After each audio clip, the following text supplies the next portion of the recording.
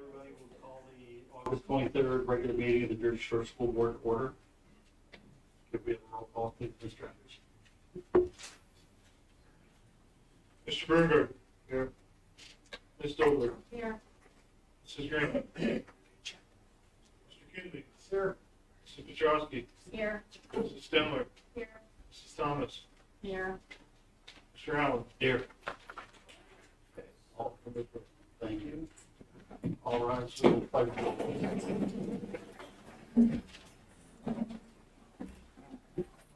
Allegiance to the flag of the United States of America and to the republic for which it stands, one nation, under God, indivisible, with liberty and justice for all.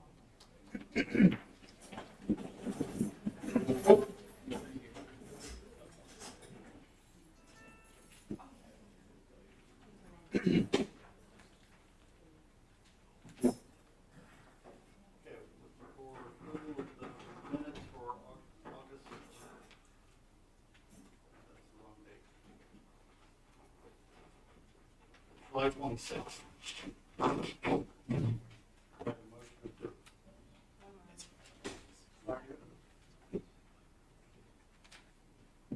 Thank you.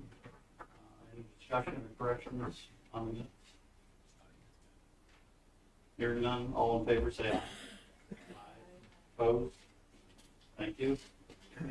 Treasurer's report. We have a treasurer's report from July 2021 and the investment report from July 2021. Could I have a motion to approve?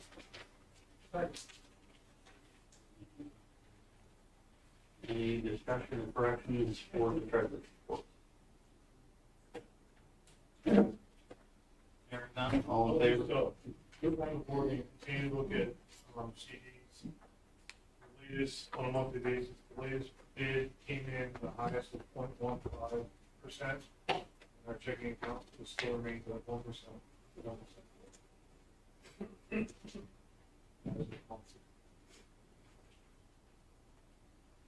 you, Mr. Anything else regarding the treasurer's report? Hearing none, all in favor say aye. Opposed? Thank you. Approval of bills, $3,188,426.26. Any question on approval? Or, sorry, have a motion? So moved. Second, please.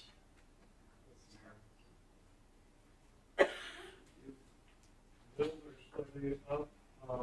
July was a 3-day month at the bottom, and there was one rather large payment that paid off the high school benefits. Those are slight increase in bills. Any other questions or comments regarding the approval of bills? Hearing none, all in favor say aye. Opposed? Thank you. Communications. I just want to update the board based on a question that we received last meeting, and I did confirm with Geisinger, I did. The vaccine clinic that I was talking about is flu vaccine. You're seeing that differently than you saw in the past because Geisinger is moving them to different locations throughout the community and not just at the hospital. So it will be a flu vaccine clinic. It is for the community, not for students. It is on a Saturday. They're using the parking lot of Jersey Shore Elementary. It is for flu vaccines. I also want to make sure that I say publicly, and we have been posting in the paper and on the website, we still are in need of crossing guards and lunch monitors for this school year. So I have been, and the staff has been advocating throughout the community. If you know anybody who would be interested in those positions, please share that. I also want to reiterate, it's not on the agenda this evening, but our health and safety plan does say it is not masking, it is optional. We are not testing students. That is not in our plan. I am receiving emails and phone calls. The answer has not changed since June. Masks are optional. We are not testing kids.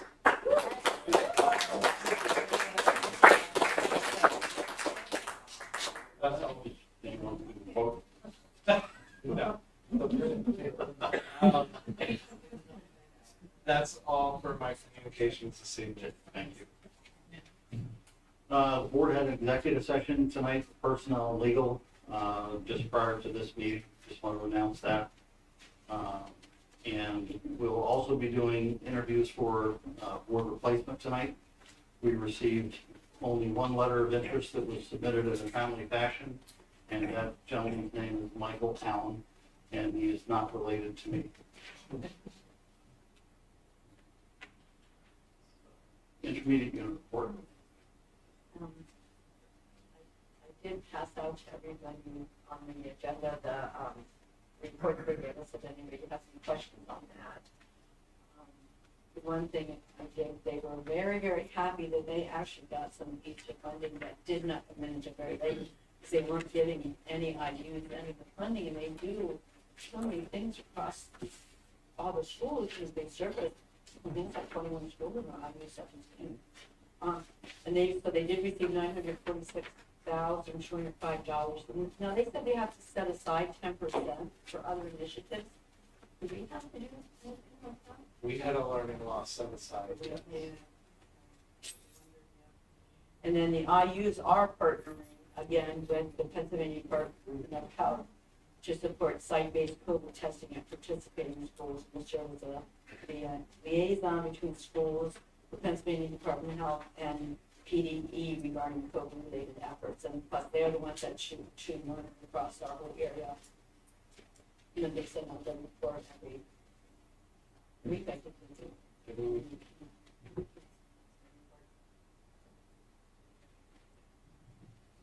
Superintendent's report. I'm going to start this evening by recognizing Michael Jones from Hunt Engineering. Later in as he's getting set up, I will explain. Oh, and Catherine Doyle is here with him as well. Sorry, Catherine. As you will see on the agenda, and we have discussed that at the last meeting, that tonight you will have an agenda item to proceed with the project that is using the money that we put in our ESSER budget to upgrade our HVAC systems in the district. This is in alignment with your feasibility study, but also our health and safety plan goals. And remember, this is federal funding, so there are guidelines and timelines we have to meet. And as we said at the last meeting, moving forward tonight puts us in line with our timeline to be able to do that project next summer. So what you're going to hear from Hunt Engineering tonight is two things: a little bit more about that project, but also the draft of the feasibility study work that they have been working on. And again, I'll share with them, just like I shared with the board, they welcome your feedback and questions tonight as a board, but if you need more time to digest it and submit questions to them through me, we can do that as well. So, Michael Jones and Catherine Doyle. Good evening, everyone. We have some handouts here that we'll bring around, and they're also the same as the PowerPoint there. That we'll pull up. So previously, we've talked about the condition of the buildings. That was kind of part one, I guess, of the condition assessment. And this is really part one of the space utilization. That really, those items together will eventually create your feasibility study and your 5-year plan. So, just to, again, note here that part one is really, we're looking at the existing data of the buildings. We're not making any recommendations thus far. We just want to really dig in and show you what you have. Can everybody see there, or is it better to have the lights turned down?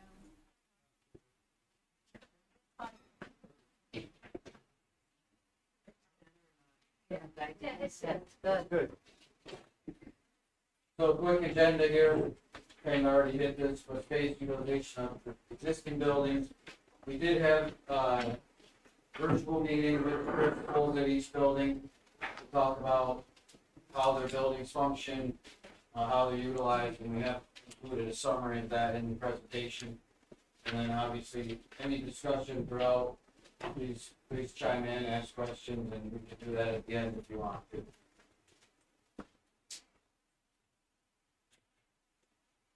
So to hit on the 5-year plan, the approach, and, you know, the different phases of that, you can see here that we're kind of midway in August 2021 here. You know, we started this just about over a year ago, you know, with the condition assessment. We locked all the buildings, made a bunch of recommendations, and started to prioritize those.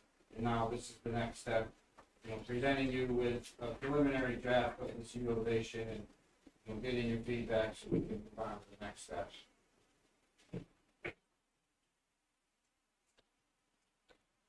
So a quick summary of the administration building here as far as utilization is concerned. You know, noting that this space is a central warehouse. It's used for a lot more than I think just the district offices. There's the freezer cooler, the central server room, and from there there's daily shipments of supplies and food. They go out to the district buildings. All of the registration here for the upcoming year is here.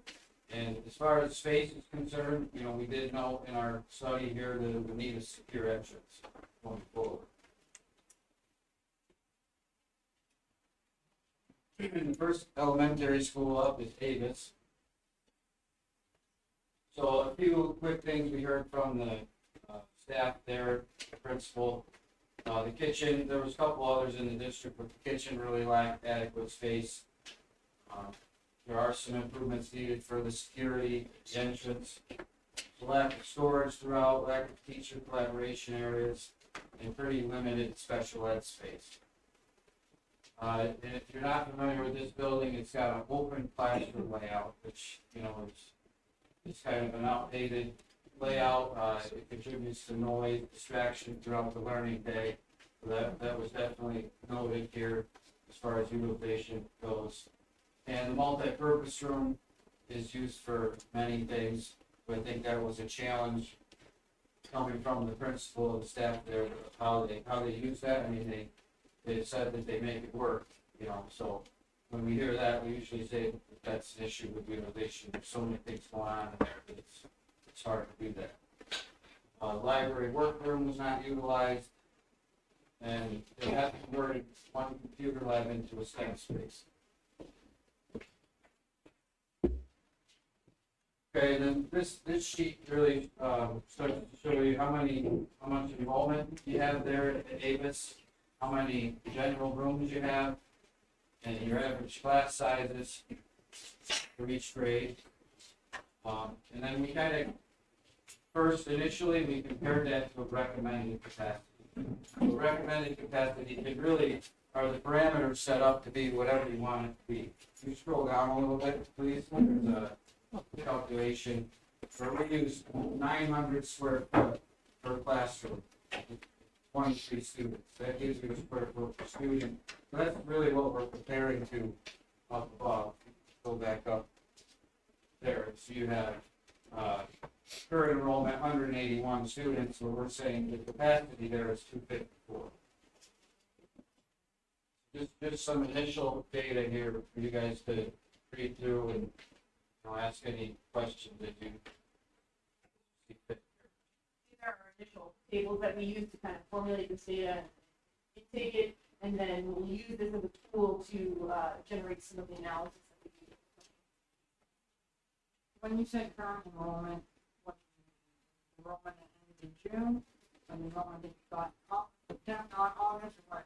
Yeah, projected for this coming school year. So I gave them the August 1 enrollment report. So we may be a little bit higher by a couple students at this point, but before they did these final numbers, they asked for current. And I gave them August 1, essentially the last one you got. Which is, as far as trends and things, we could dig into that a little more, like what's projected out. I mean, I believe the the PDE projected enrollment was showing decline, but that may not be true, you know, your current geographic here, demographic here. So we can play with that number as well. Do you want to address it all? And I guess I can address that. One of the things that we talked about as they looked at Avis Elementary with me is, you see that 660 square foot usage, that is what those classrooms are for the most part. And so when they are looking at a recommendation, the current recommendation from PDE, if I'm reading this correctly, is 900 square foot. But most of our Avis classrooms are designed to be 660. The current PE part of it is 600. Our recommendation based on current trends and just the education climate is a higher square footage. Right, but basically the PDE 660 is outdated, you know, to bring it up to today's standards, you need a much bigger classroom. So we only have to be 660, we are, but you would recommend. Right. Okay. And that goes back to if you're doing a PDE reimbursement project, then that gets into all sorts of capacity calculations with that to figure out how much reimbursement you get. And that's where they started at 660.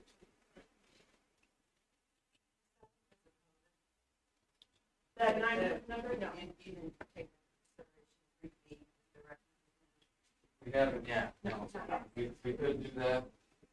And then 6 feet, you actually have. That would increase that, generic, that starting square footage. We've been using 800 to 900 as a standard for the past couple.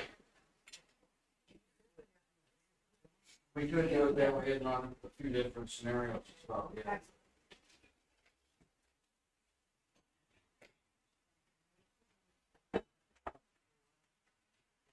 Okay, next, Jersey Shore Elementary, some things we heard. Again, minor improvements there for security. In general, we heard some good things here. It has a STEAM lab, had plenty of breakout, small group instruction areas. The library was incorporating some STEM curriculums and STEM space. There's a separate cafeteria gymnasium here. And for the most part, Title I and learning support seemed to be sized appropriately. They had enough rooms to do that. They had full-sided rooms that they could pull special ed into. And I think we'll see that later on in some of the graphs we have.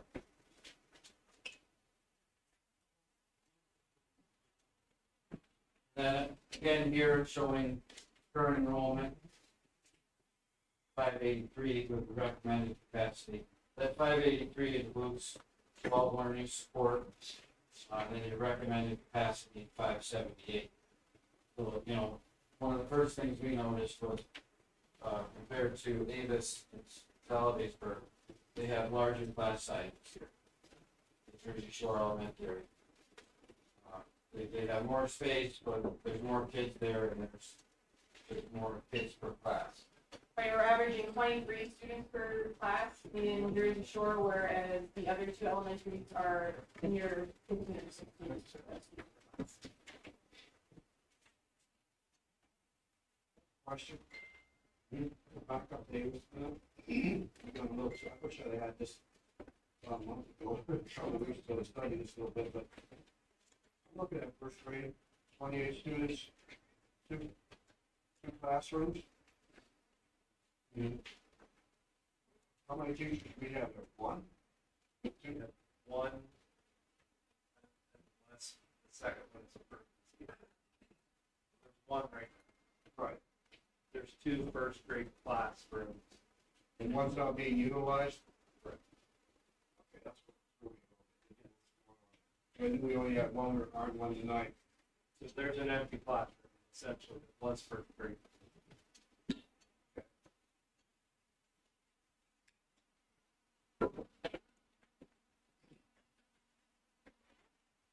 Doesn't have one. You didn't do a study of how many teachers there are, I guess, per grade level. That's not on the sheet. No, we didn't have that information, but basically this is based on how many rooms are assigned to a grade level in the building. Okay. which came from the principal, so I'm assuming the principal was assuming they would have two first-grade teachers. So if they had, you know, whether we put 28 in one room or we have two 14s. Okay. Like I said, we only have one right now. Right. 2 classrooms. I assume that the other ones are basically split. Moving nice, that's the number of staff. We got the end of each one was grades, but. Okay. Now, Right. elementary, pretty sure. Pretty short, yeah. And I think, Mr. Brungard, it'll make more sense when you look at the maps, because the rooms are identified by grade level on the color coded map. So that will explain where they got that from. But for the most part, it is up to date in that, except for that first grade at Davis. For the most part, if you look at this map, we color coded which grades are in which rooms for this school. Does that make sense?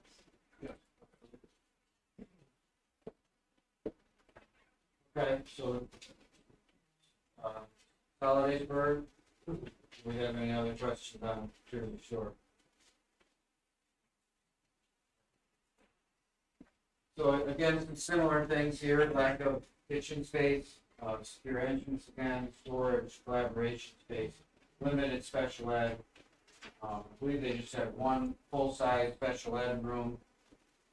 It's typically used as a classroom, but this year it's open, so they're gonna put special ed in it. There's really not a lot of wiggle room in here as far as special ed goes. Again, the multi-purpose room used for a lot of things, again, same concern there. And they converted the computer lab into STEM. And the principal was talking about using the stage as a resource room this year, because I think that lack of special ed is there, so they need another small group breakout area.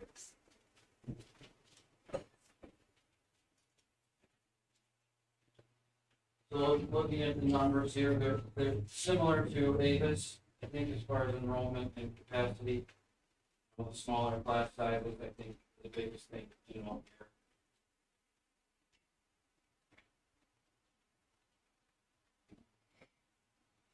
Any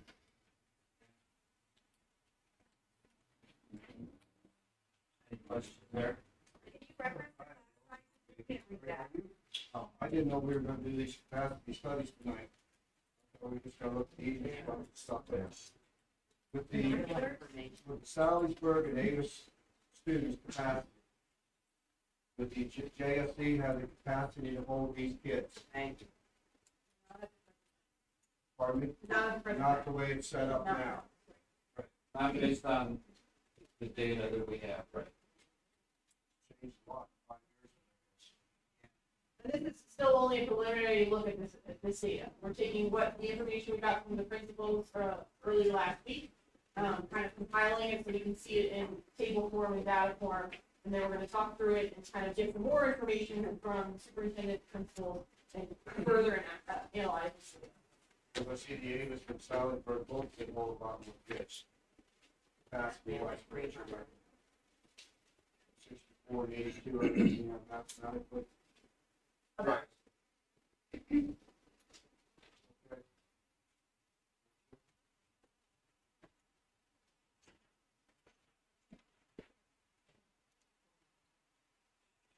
Okay. So the middle school, some more notes there, kitchen. Serving area doesn't function well there, we talked about that. Really big congestion of kids there. Improvements in secure entrance needed. Main office, there was some noise issues there with principal conference room. The art room was noted to be small. Again, they have a lack of teacher collaboration areas. There's, from what I remember, there's a room there with a data rack, a electric panel, a heating unit, and there's a copier and a work table in there.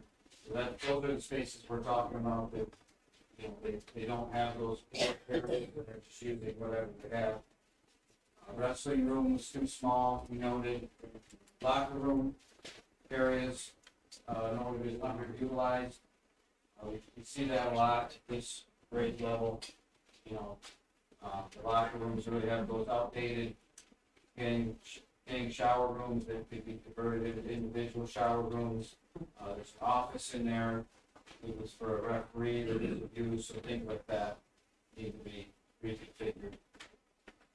The locker room and the weight room in the basement were a concern, which I believe is used for the football team, you know, for safety supervision, and there was also some moisture down there. Congestion in the band and chorus as well, so I think they have band, chorus, and then the stage right in the same area. They're trying to do chorus and band classes at the same time.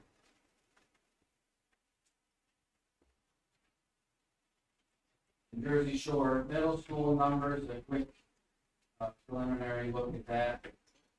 492 kids in there. See a recommended capacity. 64 is correct. Our average class size is 20 there, and we do have to confirm the count on home.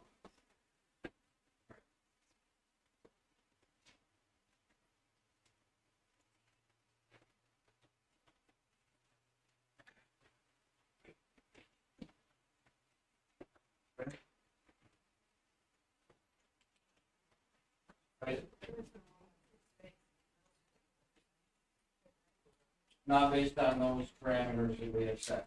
900 square foot with 23 kids in each classroom. You know, that's what our capacity is, so, you know. You can set those parameters a little bit, but really there isn't, you can't add like a whole grade level. You know, how many people, kids in each grade.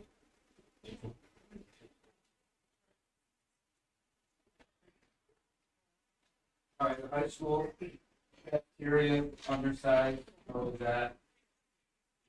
Against your entrance. There was no access from the stage, from the exterior. So as far as bringing in big things for plays and drama program, there really isn't a means to do that. Technology space, there's quite a bit of what we call special curriculum, which is technology there. But, you know, talking with the principal, that really isn't laid out as efficient as it could be. There's lifts in areas that don't make sense. There's not enough overhead doors that align with what they're doing in the buildings. That was a note there. It's really for their career technical program. Again, lack of storage space, lack of conference space for outside agencies. That was also brought up at the middle school. So they have, teleconferencing and different agencies that come in to use, and they don't have a space to sit down. Wrestling room's too small again.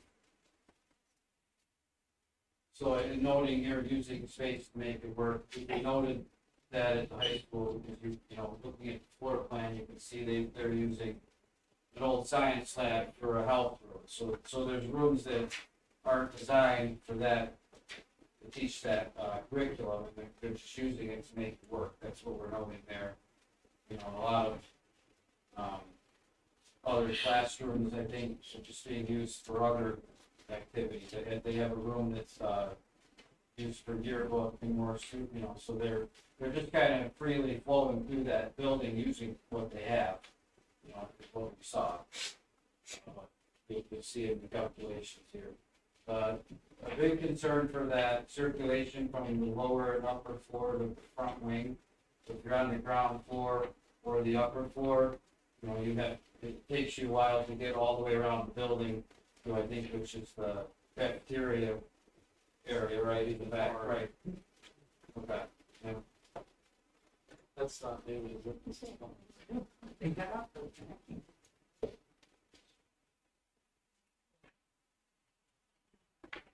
Okay, and this we do need to confirm the number of homerooms, because that's what we would base this on. We kind of took the past set counting up, you know, kind of the general, that you have, you know, we didn't include any like special, if it was art or music, We left it outside of the home. Everything else was put in there, based on 32 rooms with that many, kids, you have an average class size of 23, which is right around the parameters that we're doing for the calculation. So you can see current 749 and the recommended capacity based on 900 square feet at 23 kids per class, 686. So you're basing your capacities on square footage, and basically, instead of the recommended, what you said, 600, 660?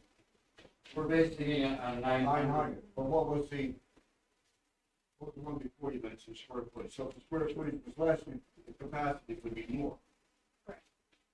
660. So that's the reason, that, in other words, the high school shouldn't be holding all these kids. It's only gonna hold 686 kids. We already have 749, but that all comes down to the square footage that you're basing it on. Right. That would If be you lower the determined by square footage, the numbers would be altogether different. Right. That's part of the conversation that we have next, is we use our standard to start. And then we're gonna have these discussions with the district and find out what the actual number is that the goals are, and then what we're aiming for. What's current, and then what is future goals. With the square footage that we have now in our classes, is there an overcrowded condition? I don't know that we have the data to answer that at this point. I mean, we can tell you where you have large class sizes. That would be at Jersey Shore Elementary, and larger class sizes here at the high school. Average class size high school is 23, but you visited the classroom, but did you see any overcrowded? I mean, that's building the visibility. Right, we didn't visit them when the kids were there. Okay. But that's something we want to do, we will be open to that. No, I'm just curious. Okay. I'm getting some good answer. Sounds like Ron Birch. Way too small for that. Right, that was another concern, right, is adding more kids anywhere. You have to look at upgrading all of your specials, your cafeteria, your art, music, library to meet that amount of kids, right? Initially, I can say that no building would support that at this time. I don't think, you already have issues with your cafeterias and your kitchen. So it's not room to bring a whole grade. Not from what we can tell, and if you want all of your classrooms to be at an adequate size at 900, then no. If you want to minimize your general classrooms to be at the lower parameter, say, all right, this many kids can go in a 660 square foot classroom, then yes, you might have the room to do that.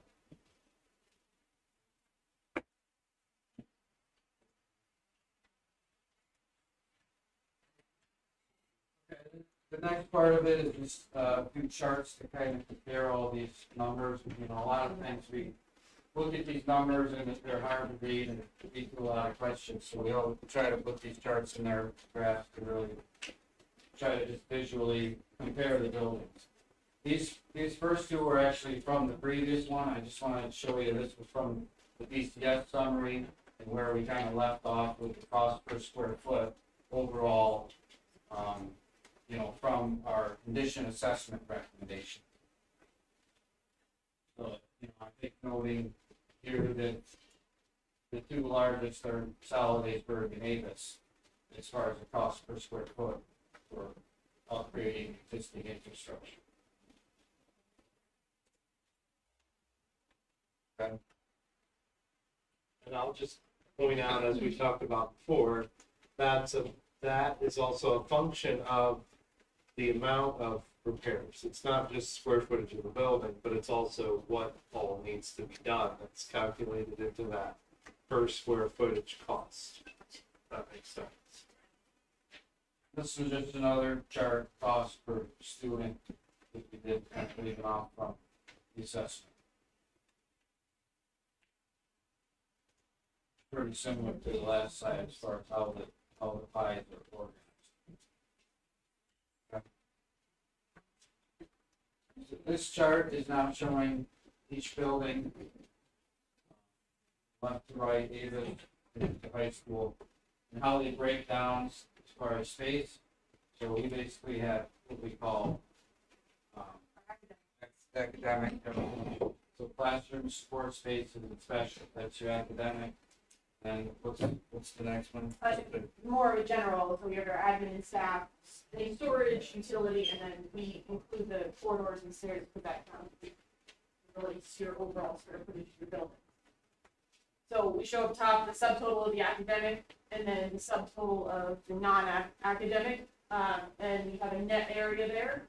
And we compare that to the gross area of the building, and there is a bottom category for unusable space, which is basically in crawl space or just the square footage of your walls.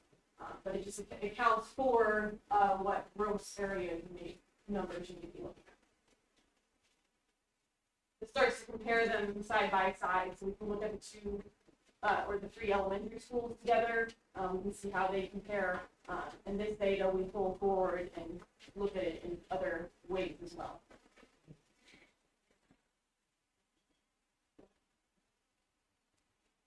So here we're going to look at just the academic use comparison. And these are all 5 charts show in green the percentage of classrooms in the schools, the percentage of support spaces in the pink, and the percentage of specials in yellow.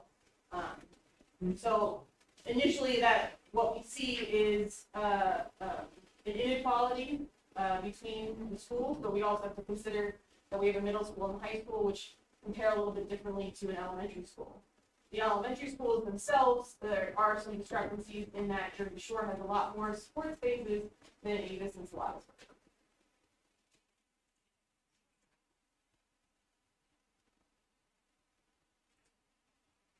When you talk about support space,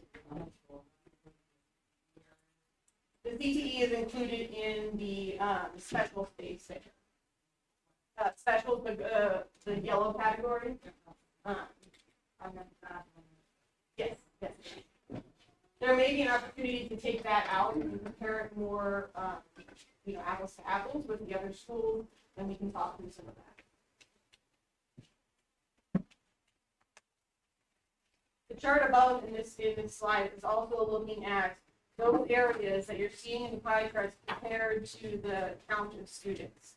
So you get to see a square foot of student space per classrooms, per support, and per specials.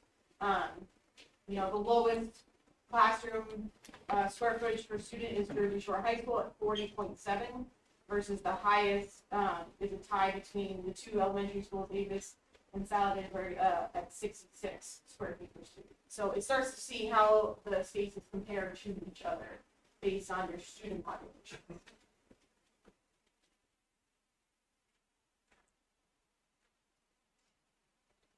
So then this chart is looking at all of the spaces together, the items that we identified, both academic and non-academic.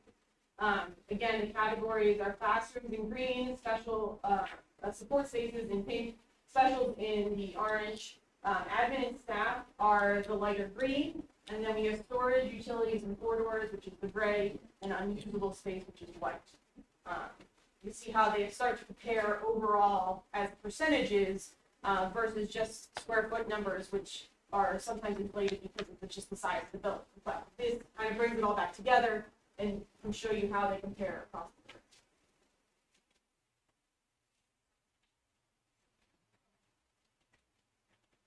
the board. I think the last one here we have is the academic use versus the non-academic use in the pie charts in the bottom. What we usually typically see is a 60% academic use and a 40% non-academic use. So that's the inside circle, and the outside circle shows what you currently have for the 2 categories. For instance, Jersey Shore Middle School is at 51% academic space, 49 non, versus Jersey Shore Elementary is 66 academic space, and they're a lower non-academic space. So you can see where our goal is and how the different schools compare. Again, at the top, we're looking at the academic use, total student count for each school, total academic square footage, and then a square foot per student. The high being 148 at Selleysburg, and the low being Jersey Shore Elementary at 95 square feet per student.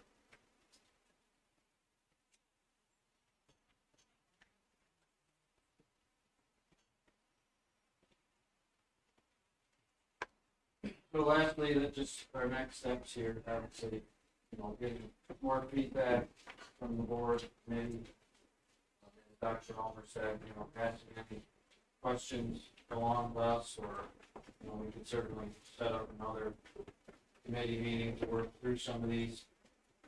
And developing project options, recommendations from that, and basically incorporating any educational space plan recommendations into the 5-year plan would be, how we move on forward into the future with future planning, I guess, for the district. And any questions from the board is critical at this point now. So you take this information home, look at it, see what you're looking for. If you're not seeing something, let us know, because then we can start to develop how that data reads back, and so that you can understand different avenues and different options within the data itself. So there's a lot of different things we can show you. We just wanted to know what we'd like to see. Question.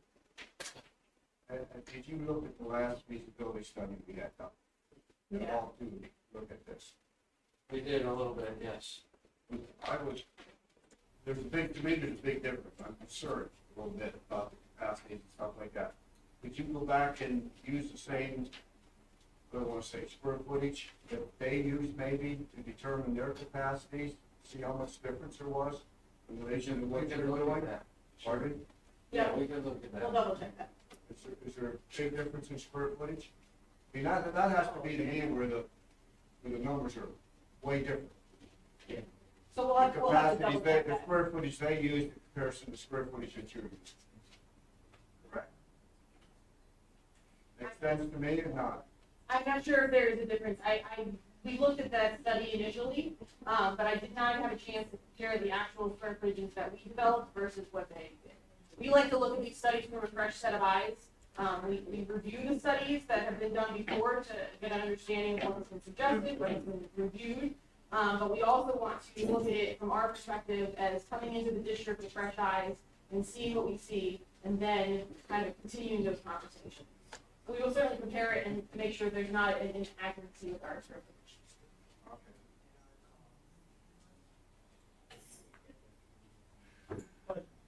Yep. Everyone talked about the recommended square footage of classes 900. Can you elaborate a little bit as far as where you're coming up with that? Yeah. I think it's more of just based on, designing a classroom. Like if we were to design a new building, that would be what we would design a modern classroom to be, 900. That would be our goal. Obviously there's the fluctuation there, but that does go back to a certain square foot per student, which we would start with. But I don't know if we have that, but usually we'd probably. I think it's around 32, 34 square foot per feet. And that's really based on our experience in designing schools and working in K-12 education. We've been doing these studies, and we've been gathering information, and based on what we see in other districts and other school systems, we have developed that 800 to 900 as a kind of a starting point. And then we work with each district to understand their own goals and their own thoughts on what those numbers should be, and then that's how that develops. So this is what you've seen. Correct. Your experience in development. Right. Is there any indication that, as far as academic success, whether you use 800, 900, or 1,000, any studies or anything you can where 660 is, we're coming is too low. Just because the district has used a higher number. And there any studies done to support 900,000? I don't know. Yeah, we had to look for something specifically, but that 800 to 900 comes from kind of placing, we talk about the number of students in the classroom. There's a physical limitation to how many students can actually fit in a space based on its length and its width, and those are all different calculations that we work through on a unique basis because each school is different and each set of buildings is different, and we're kind of looking at those spaces with that mindset of a goal to see where there may be room to improve or if there's inefficiencies, and that's kind of how we're starting this conversation. Well, I guess I'm trying to reconcile keeping these 660 with pretty much a 50% increase in size. Right, which, I don't think you have very many classrooms that are 660, No. if any. So like you're above that already. You're more around 700, 750. I think the averages were on some of those charts. So, I can tell you from experience that a classroom of 660 feels too small. You have 20 kids in there. The desks are right together, and there's nowhere to really present or walk around the space. Right, we're showing the average of the classroom size that you have based on the student count and the number of rooms, and they are all above 800 and some are even 900. So you're already there. It may feel like that's a big number, but that's actually what you have right now. One other question. The academic is, we doing the square footage. In other words, all you're basically doing is taking the total academic, which would be the classroom square footage, and dividing it by the number of students in that school to get your square footage per student, correct? Correct. And our academic, just to read it, includes both the classrooms, any of our special ed classrooms, and any of the special spaces, your gyms, your cafeterias, your, any of the computer labs, art rooms, music, because that, what we're showing right now is that as an academic space versus a non-academic space, which is, storage or a faculty office or just utility space. So what is the simple example? What's the purpose of showing square footage per student? Because the bigger the square footage of the building is, if one school has less students than another, they're going to have more square footage to operate in, basically, right? Well, and that's how you're using the building. We were hired to give you data on how you're utilizing that building. So you're utilizing it with that many kids with that much square footage. But, that's how much square foot per student you have. You're using that building. Right. Ideally, no matter what the Current square utilization. right, no matter what the square footage of the building and the count of students, you would want that square footage per student to be about average among all. Because if there's a smaller school, you would like to see less students there. If the larger school, you put more students there. So the fact that there is a wide difference means that schools are being used potentially inefficiently in some regards. The other way to look at it is maybe there's some kind of parameter that the district can come up with about a goal for square foot per student. Obviously, in the pandemic here, that might have changed, or, there might be certain parameters, like you were saying, about looking at a different scenario, that you can tell us, the baseline square foot per student, then we can start to maneuver educational spaces around between different buildings to try to meet that. So go back to your statement. You're saying, what you're saying, our buildings are underutilized then because of the difference in the square footage? Potentially, right? There's a few schools that have unused classrooms they're using a full-size classroom for a youth that may only have a small group in there. So that would be an example of an underutilized space.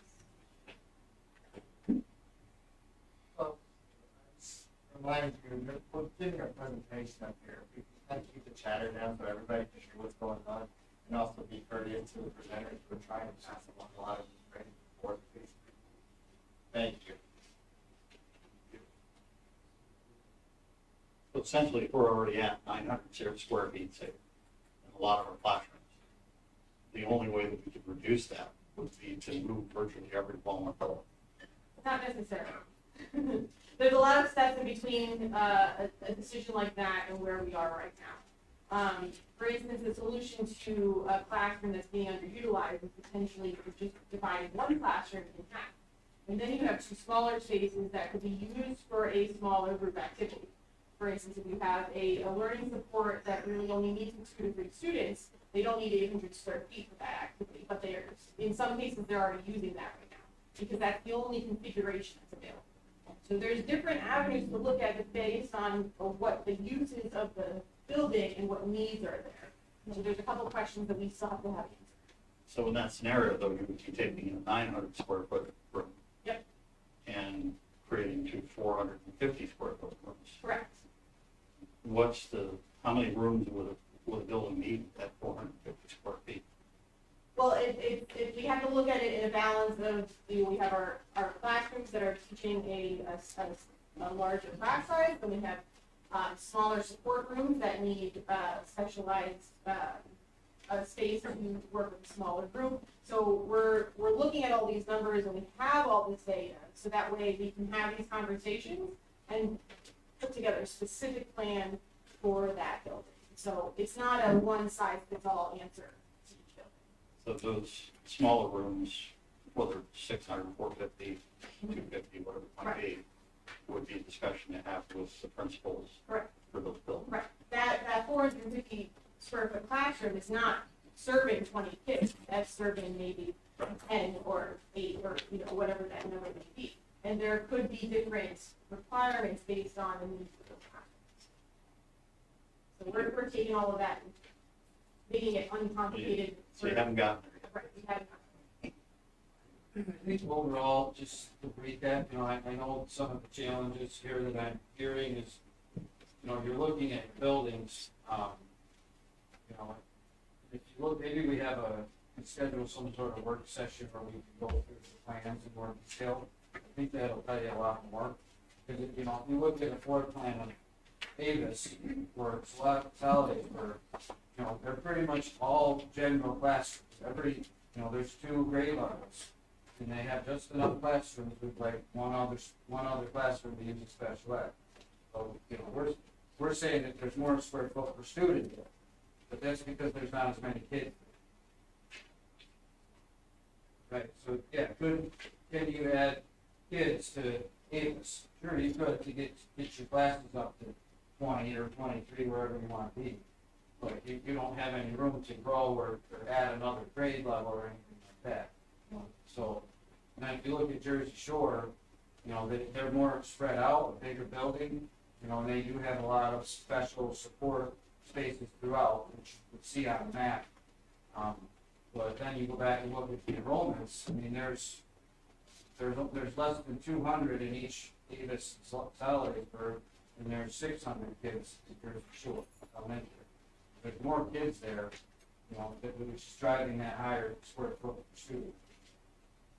So you also have in front of you copies of the color-coded maps I referenced earlier that are done. Again, the study is current use. So what you have in front of you is color-coded maps indicating current use building by building.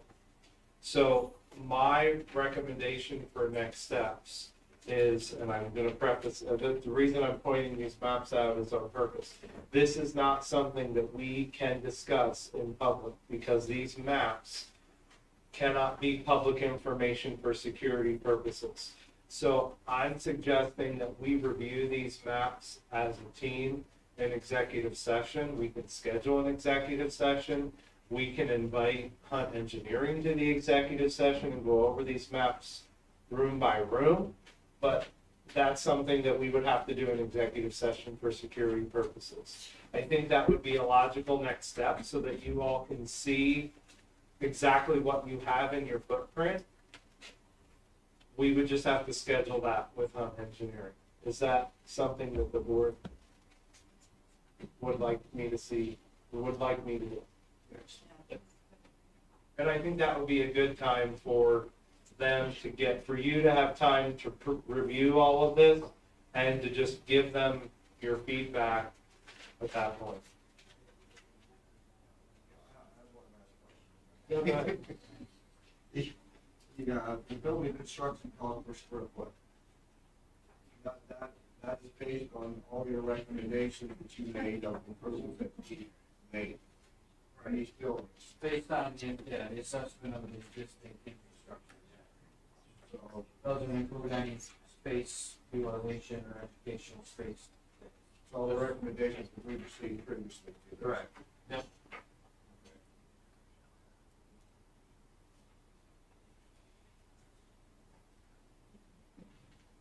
Other questions? Thank you both. Yeah, thank you all. Let's see, that was a lot to take in. Looking forward to the next one. I'm gonna move on to Mrs. Luann Gasparini for the Jersey Shore Education Foundation.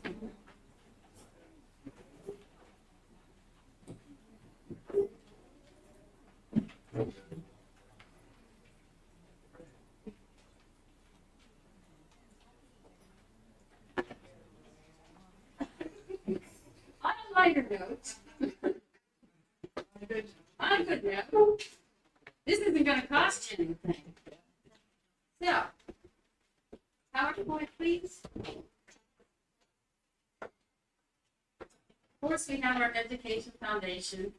This is the first time I get to see a whole bunch of people here. To let everybody know that we exist. Okay, go ahead. Our Education Improvement Tax Credit is basically our EITC designation. It has been renewed as of the beginning of the year. We have proposed projects. Just to clarify for everybody, EITC stands for Educational Improvement Tax Credit. This is a special fund that comes out of Harrisburg, and businesses must apply to be in that fund. Nonprofits have to apply to be in that fund. And then once the two groups are approved, you set up a list, and businesses get a tax break. So if they owe money to the state, they will be forgiven that amount of money if they donate that same amount of money to a nonprofit. And the nonprofit then benefits. So, right now, we have these current projects that are already up there. If you've not seen the community garden, it's on the side of JSD. Mary Hunks took it over this year. It is absolutely stunning.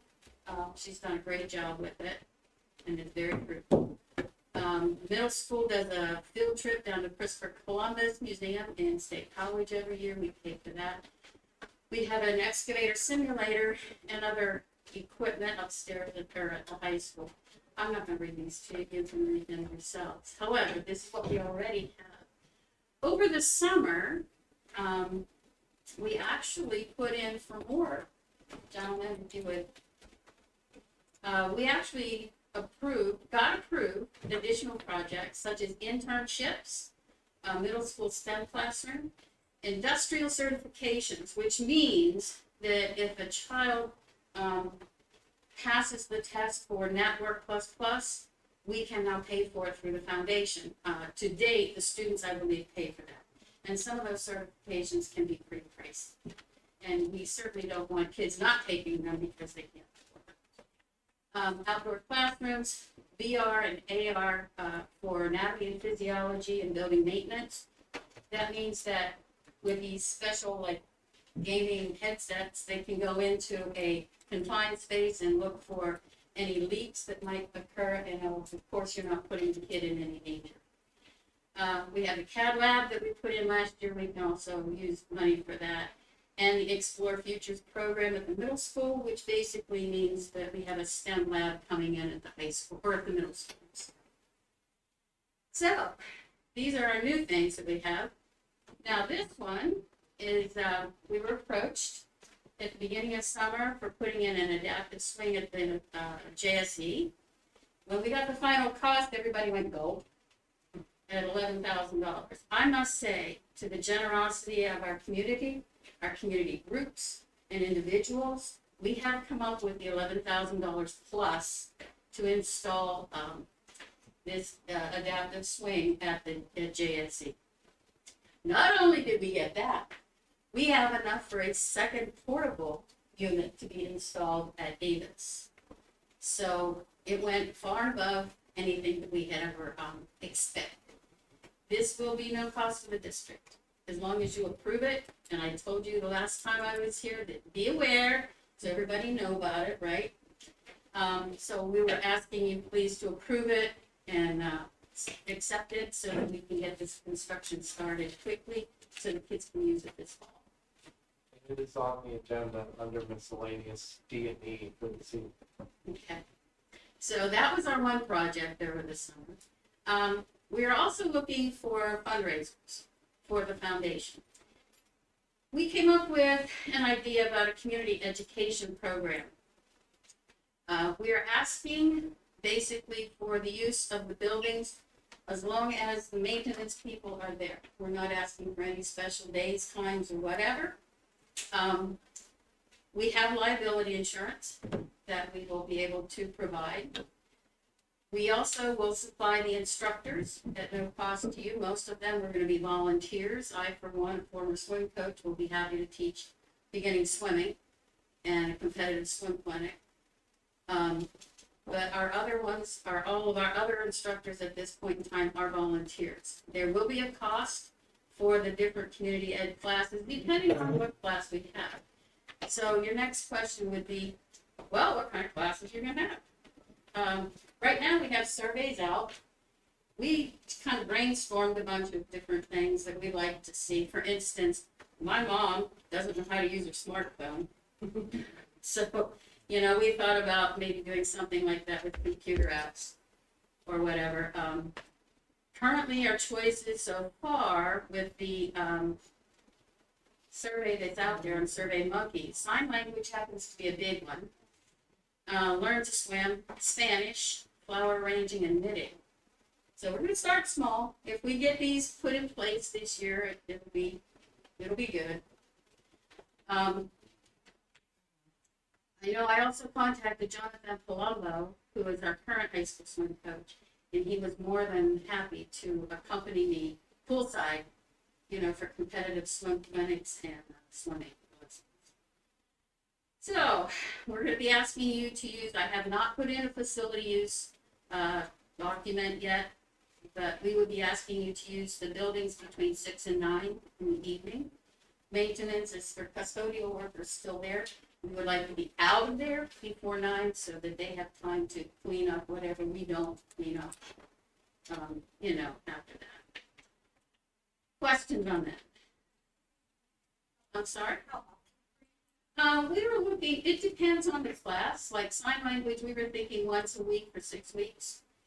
Competitive swim, we were going to do 6 individual lessons, 1 for each stroke, and then a starts and returns. And we'd like to do the swim classes in September. Reason being, high school swim starts October, YMCA starts swim in October, and what we want to do is avoid any conflicts, scheduling conflicts with them. Now, the other ones, we were looking hopefully October through December. Hopefully October through December. Okay. Any other questions? Yes. I'd just like to add, you may see some of the flyers, the questionnaires that we sent out have been distributed to a lot of local businesses. Yeah, So like Wool's Hardware, Bud Arts, I think there's some one of the at Langle's. restaurants in town. Yeah, all have some. It's on the website, yeah. So we're trying to get feedback from the community, you know, what would you like to see? And if we can arrange it, we'll do our level best.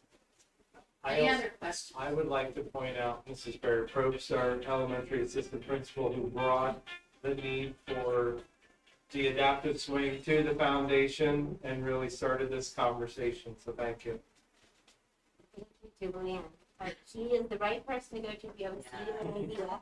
And it's amazing that you posted that like mid-July, and you were already texting us by the end of that week, and we were just astounded at the community support. So it's really a great feeling.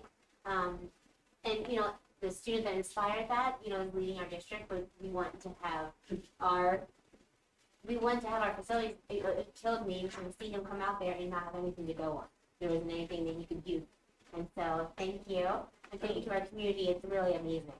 And they are. Next. Grant for the STEM classroom. PP&L has their EITC grant request for proposals out. That was due a month or so ago. I put in one for $6,000 to fund the middle school STEM classroom. I have no idea what else she's gonna need in there, but I know we ordered already 3D printers, and we've ordered some kits and Vex robotics and things like that, but we're gonna hopefully update some of that. So I just want you to be advised that we did put in that. Okay, also, regular stuff for the foundation. With this upcoming year, we will offer a $2,000 teacher mini grant program as usual for faculty and staff. It's hard to tell what we're gonna get. Our teachers are very creative, and they always need a little couple extra dollars, so here we go.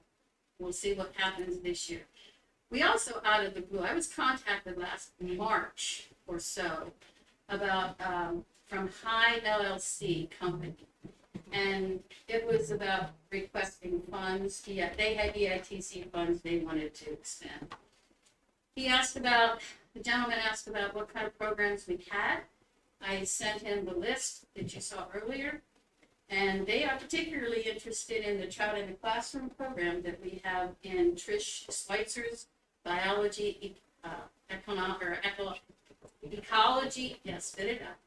Ecology classroom, and also in Steph Mopper's classroom. So they donated $5,000 in the ITC funds designated for the Child in the Classroom program that we have. So Steph and Trish, I'm sure, are pretty excited about that.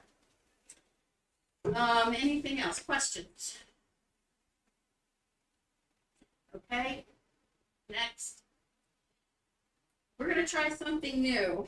This was brought up 2 years ago. Then COVID hit, luckily, I suppose, I'm not sure, but kind of canceled a whole lot of plans. So this year we are offering our seniors to kind of paint their own parking spot. So not only will they be able to obtain a parking permit, we're going to ask them to contribute $20 to the foundation, and for that cost, they will be assigned a specific spot, which they can then paint.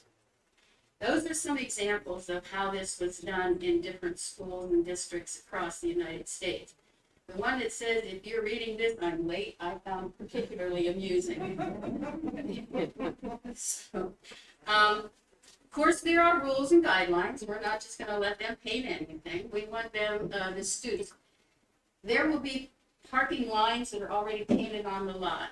We are asking that they paint a square inside those parking lines, no more, no less than 12 inches from either side from the top and bottom. So they're not painting the whole parking, just their little spot. They are to submit and approve or a diagram of what they're going to paint, pre-approve it so that it can be looked at by either a foundation member or an administration at the high school to approve the design. We are considering, after speaking with Elizabeth, designated a specific day or days where the kids can come and paint their spot. In which case then members of the foundation board will be there to kind of supervise. Students will not be allowed in the buildings. They bring anything, they gotta take their trash home. If they have a paintbrush they need to clean up, do it at home. They're not doing anything like that in the building. So, the paint that they're supposed to use is an acrylic exterior house paint. We contacted Butler's, we contacted, Wolves, and I can't remember where else, but Mr. Wool has that paint down at his store, so that the kids can purchase it at Mr. Wool's. We like that because it's local. And he has different colors that they can use. We're also asking that they put an anti-skid material in it, such as sand, so that should it get wet, either with rain or snow, you know, when you step out on it, you don't slap. Hopefully, at the end of the year, the foundation gets to get black paint all over them, so that next year's juniors or seniors will be able to paint their spot. Okay, so, any other questions about that? How many spots are you gonna? Yeah, it's just for seniors, no other class. Mr. Keene went outside and he suggested the area from, if you're looking at the tennis courts with the school at your back, the area from the left on the road up to the first sidewalk, which is approximately 24, 25 spaces. On the second tier, lower second tier, and the bottom tier, upper side. The reason we did that was because as the kids pull out, they go into two lines. One line goes down past the elementary school and the other one goes out the other way. And this would avoid them having to cross to pull out. Yes, it's my understanding that they're not assigned. No, These will be assigned. first come, first served, that these will be So assigned. in my mind, having an older child, I think to myself, oh no, people arguing over spots and who needed whose. Whenever they, whenever they're, doing this, that will be their spot. We're gonna put a number of some sort there, so we know that it is Joey's spot. Okay? And if Joey's spot is empty, then we'll know he's not in school. Or he's late. Or go with somebody else, who knows? Any other questions? Okay, so, that is all I have. Hard to tell what will percolate through the foundation this year. However, we're always open for suggestions, projects, proposals. Lord knows what'll happen next, so, we'll be happy to talk with anybody about any kind of, program or progress that you might want to talk about. And of course, we're always open for donations. I forgot to mention one of your summer projects, you somehow found the ITC funds, and we now have Legos for the Lego wall. Yes. That was installed, so that's something. Yes. Last year, it should be noted, last year, we received over $47,000 in EITC funds. Over $47,000. And these are all recurring, have been recurring up to this point. So, I mean, if they continue to recur, and we didn't spend $47,000 last year, so this is why we need to spend some of this money in these particular projects. As I spoke with the gentleman in Harrisburg, I told him, I said, I need these projects approved because we can get them out, we can get the kids working on them, we can spend the money. Because if I get another $47,000 in EITC fund, where are we gonna spend it? We only have 2 years to spend it. So we have to get that money turned over and get it out. You know, AP exams, we've paid for AP exams for how many years now? 3 or 4, I think. We asked the kids to put $10 down, so they have skin in the game, and then we pick up the rest of the tab if they take 2 or more exams. And last year, that was what, $75,000 of profit. Thank you for all your hard work.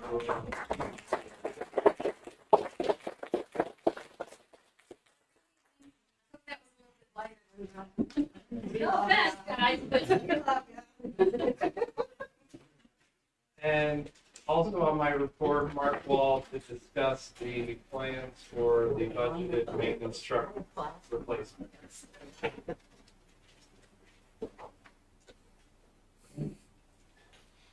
Good evening.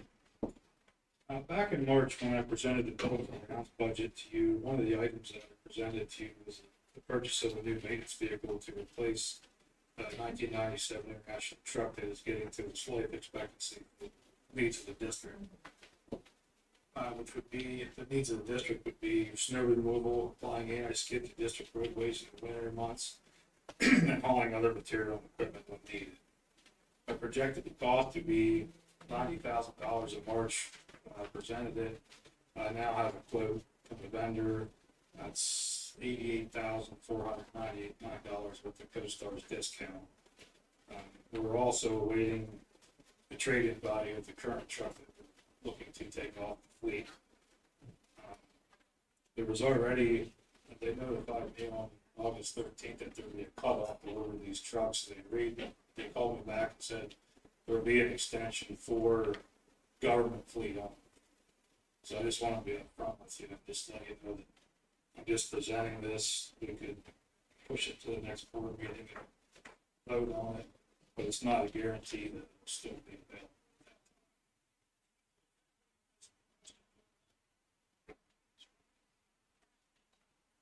I think one of the things that we all understand, and Mark did say, is we have never seen before CoStars do a cutoff date and say you can't order vehicles this year after this date.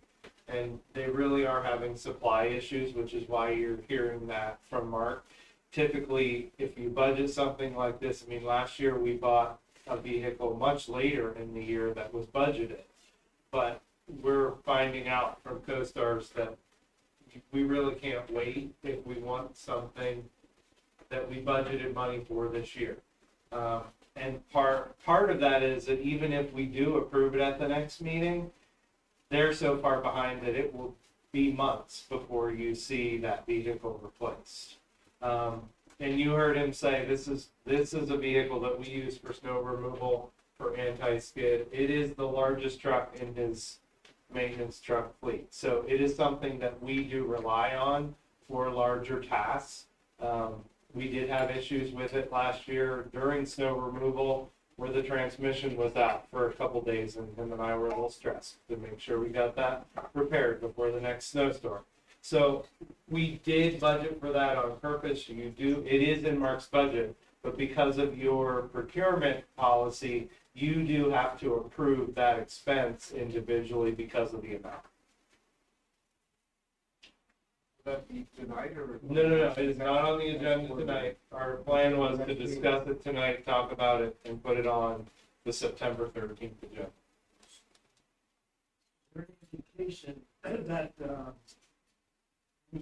further delay may jeopardize? They will not give me a delivery date until it's actually till we put a PO in for the beginning. There's just so many people purchasing, especially right now with the cutoffs. They said the cutoff after the 13th could be what they typically see is 3 to 4 weeks. They're thinking now it's probably going to be 1 to 2 weeks. They just, nobody will get the answer right date.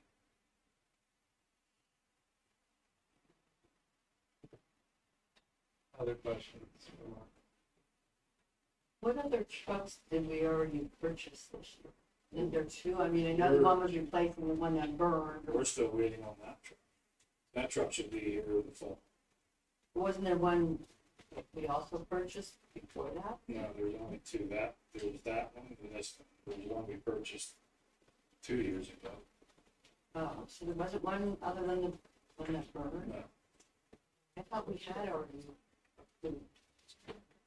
You approved the purchase to replace that truck. Yes. That's the thing, that truck, how long ago did we order that? We still haven't received that. That's a truck that has, I'm not sure if you're aware of the chip problem with these new vehicles. We're basically sitting on lots that are waiting on a chip from wherever. It's just holding everything.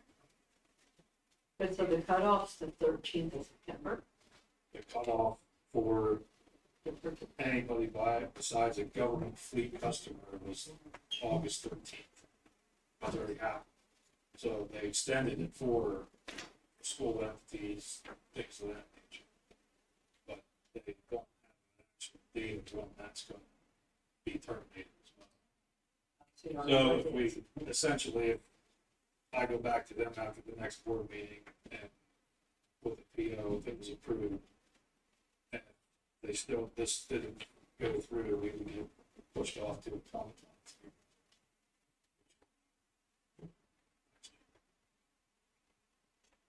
Right now, there's possibility.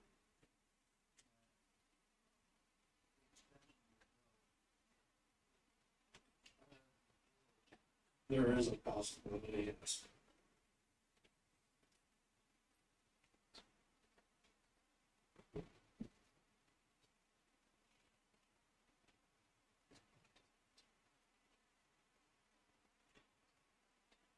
Any other questions?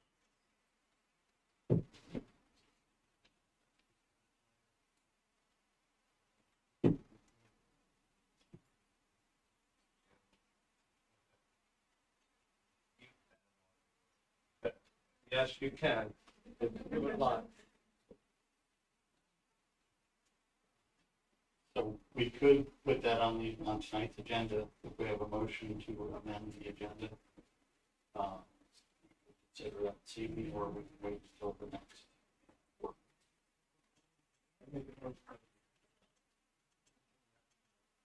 I'll second that.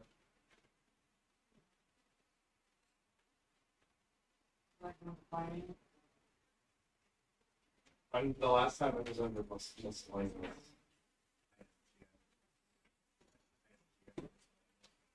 And just to be clear with the board, the only reason I asked the solicitor is because of the new open records law that will take effect on August 29th, I believe, that you will not be able to amend the agenda in that fashion. Unless it's emergency. Unless it's an emergency. Thanks. It is budgeted. Yep.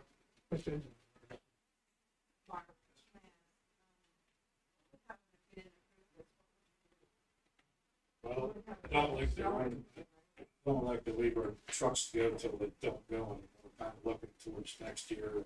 We can probably get through this winter with the truck that we have. I just got it inspected again.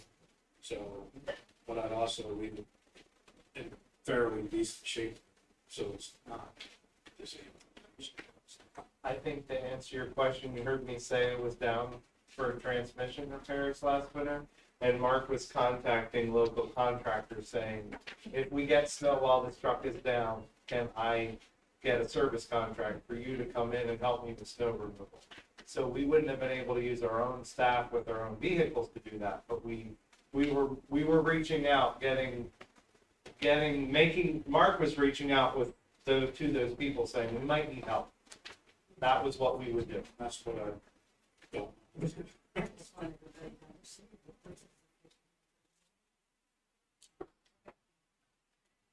Thank you. So we have a motion and a second to add miscellaneous item G to tonight's agenda. And that would be to purchase a new truck for snow removal and it's getting the applications in accordance with Coast Guard's pricing. Okay, all in favor, say aye. Opposed? Thank you. That'll be added on miscellaneous agenda item G. Before I end my report, I do want to point out, because I have received that question, personnel item G, the appointment of the assistant business manager, I just want to clarify that that is not a new position. You have a district accountant right now, and we are also updating that job description because of the responsibilities that position will have for the new person. This is not a new position, it's a replacement for a retirement, and it is not an additional expense. And that's all my report for this evening. Thank you.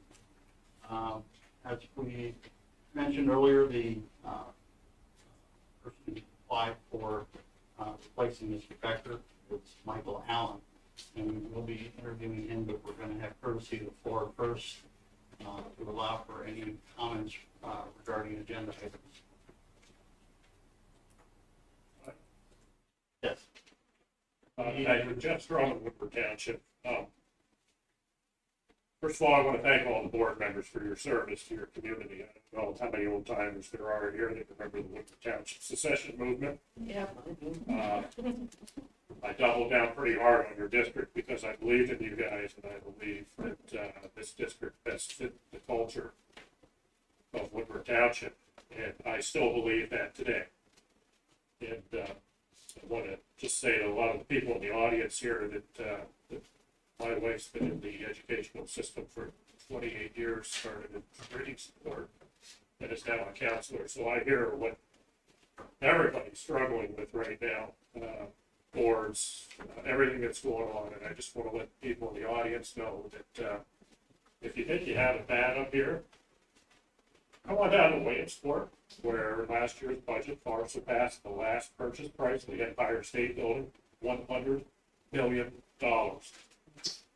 And try living in a township where they treat you like you're lesser of a person than the people who are serving on the board. And try living in a school district that openly supported a Black Lives Matter rally during school hours at the end of last school year. We struggle down there. I know you struggle up here, and I encourage you all to hold the line on the core values of what education really is. Also, my wife would kill me if she knows I said this, but she worked in the Milton District for her entire career. And she worked under Dr. Olbert, and she said you all made a pretty good decision. So, don't know, this is my first time up here at Dr. Olbert. It's nice to meet you, Wayne. It's good to see you again as well. I'm speaking on miscellaneous item under I, item F, appointment of the Region 3 School Board member. It came to my attention that the help of a young lady who very much would like to get and serve on this school board. And while it was mentioned that the request for an interview tonight was put in a timely manner, I think that the opening was a rather untimely manner. And you may hear from the young lady tonight a request to show some latitude on at least allowing her to be interviewed. She's worked very hard trying to get a position to serve on this board. There have been people in this room who have longstanding personal agendas with the school board who have been very mean to her. And I'm here to tell you that I'm standing up for her. She's a nice young lady. She's got her community in mind. And if she is asking for an opportunity to be heard, and there is only one person being considered, I saw a lot of latitude in this board's decisions during the Woodward Township secession. And I would ask that maybe you would consider a latitude tonight in hearing someone who is interested in serving on this board. Thank you very much.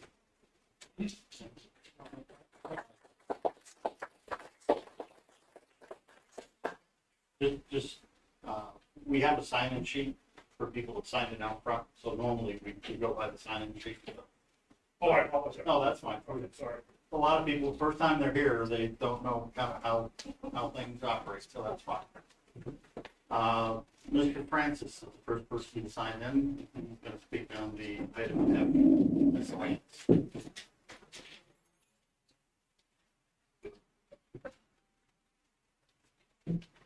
Good evening, Board. Bert Francis, 1425 Locust Street, Sugar Shore, Pennsylvania. And I'm going to address the same topic the gentleman before me was for. Under miscellaneous item F, your appointment of someone to fill the seat vacated by Mr. Becker. Mr. Becker represented Region 3 he's not here tonight to voice his opinion on ND items and so on. So it's my thinking that item F be done immediately, right now, so that that seat is filled to proceed with the board meeting tonight, so that Region 3 is equally represented as the rest of the regions are equally represented. And I base that on the fact, going back 10 years. 10 years ago, when we were starting school closings and things like that, we had an organization, and there were 2 members in that organization that realized that our district was not equally distributed population-wise. So they requested if they could do an equal population distribution of people in our school district, which the board approved at that particular time, which they did at their own money, their own expenses, went through the courts and paid to get our school district where it's as close as we can get, and everybody in the district is equally represented. Therefore, the Region 3 people are not being equally represented right now. So I would like to see the item F done right now at this particular time. Thank you. Just to respond, Mr. Francis, we do intend to have the selected candidate take his seat tonight and be able to participate in meetings. He just won't be able to vote tonight until he's sworn in. Well, you stayed in here, you're going to a point.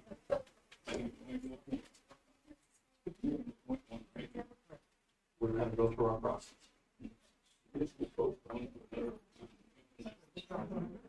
Thanks.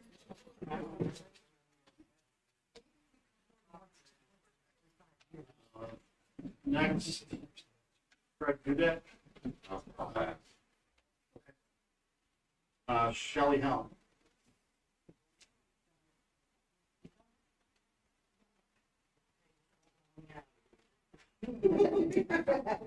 Babe. I know. You know me better than that. I think I put on the paper, I wanted to address the Region 3 candidate. I understand that you went through putting it in the newspaper. A lot of people don't get that. You had it on the website, which I first saw today. But I think what you already know is that we have a problem with the internet service where we live.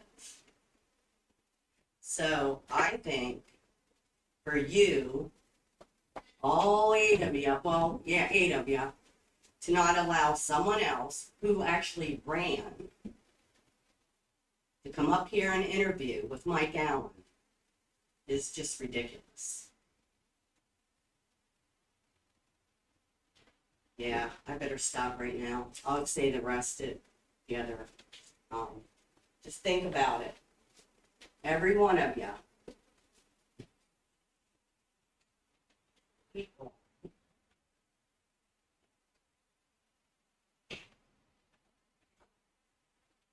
Okay, next is Mrs. Edwards.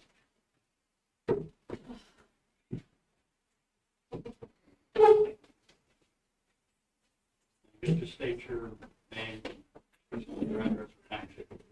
Okay. Jesse Edwards, Hyatt Township. I am speaking tonight on miscellaneous homework pack. So, to be clear, exactly what Shelley said. The problem with the school district is with the rural community, and I don't know if it's a disregard for farmers, but we have horrible service. And that's the students in our community, and that's the community I live in. I'm very blessed to live in this community of farmers. I was told last school board when I walked out in the parking lot that I should be ashamed of where I come from. So that's the type of person who's endorsing your seat. So my daughter, which went to school here, she had to do her homework, and then I had to drive to Dunkin' Donut so she could submit her homework so she didn't fail. Because it's not my fault that I live in the country and our service is bad. we have a tower that's going up that would behoove the school district. But it's up to my dad, who's a supervisor, to put those satellites on that tower. Because of right now, it's just 911. Because life-threatening incidences is more important than, I guess, a child getting their homework sent in. I'm shaking. Anyways, so I don't read the paper because the only thing that's factual in the paper anymore is obituaries. The other thing is, so the paper isn't something, we stopped getting the paper. And every time I go to pull up a link for the agenda, I have to call Bob Pryor because he has better service, or he will tell me he couldn't get the agenda either because there was something wrong with the system here in the school, which we know does happen. Now, so I call here in the morning and ask for questions, and all I get is answering service. So I show up and I ask, can my name be put on? And I'm told that there's already a list. How is one name a list? I don't know where you went to school, but where I come from, a list is more than one. I don't know if healthy competition is too much for the school district, but that's really what that is.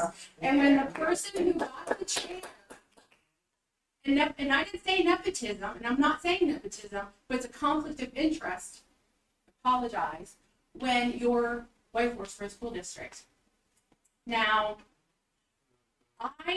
why would you have somebody in a chair that has to exclude themselves or possibly exclude themselves? They don't have to, it's an option. When you have somebody who's not even affiliated with anybody in the school district, I have nobody related in the school district. All I want to do is make sure that the money is spent on the school and the children. Everything else is second. Also, the other thing is, the person that's going to get that chair, because obviously you've already voted on it, and another person that's on this board was endorsed and funded by the same person. So they already had a say on the board. They already are infiltrated in the school board. So how does that help our community when it's already manipulated? It's already invested. I don't care how you see it. So if this is what you want, I can't do anything. But Dr. Omer, did you not tell me that you would say in the beginning of the meeting that the board members could possibly vote on it? Isn't that what you told me? I told you I would bring it up to the board, and I did. And so. I told the board that you were interested. Right. And so the board decided not to allow me to give an interview or to even be added to the name, not the list. Correct? That's correct. Can we see a show? I think we need a roll call vote on that. Yeah, it's gonna show up there. Yeah, how did we vote? Can I see how we voted? Is that an option? Yeah. Who voted against? That way we have an idea. Not a secret, we have a right, we taxpayers too. Show of hands up there. Don't be backward. Would anyone like to make a motion that we add person to the agenda first?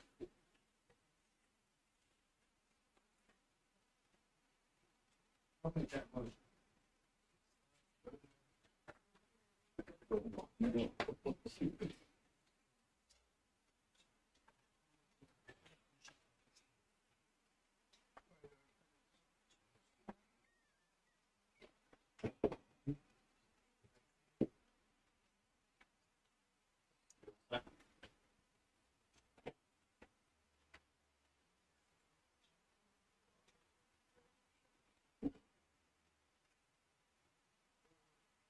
Motion do not have a second, so the motion fails.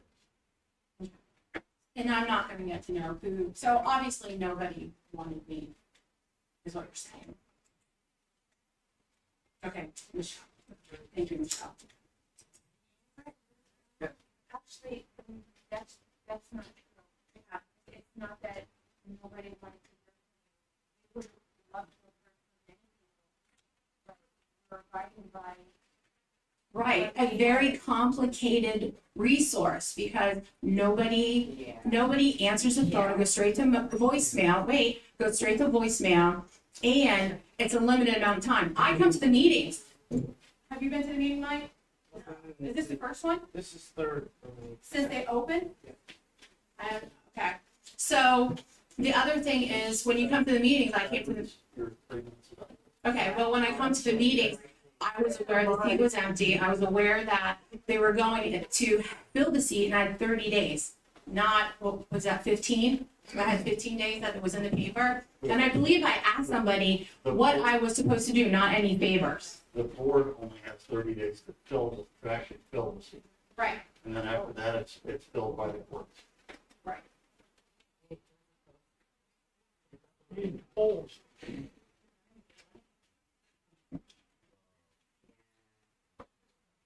And next point.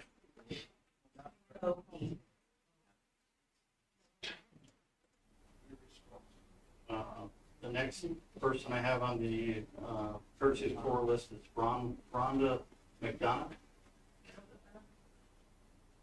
Nothing. Linda Edwards. Sheila. Then you want to speak Mr. more? Pryor.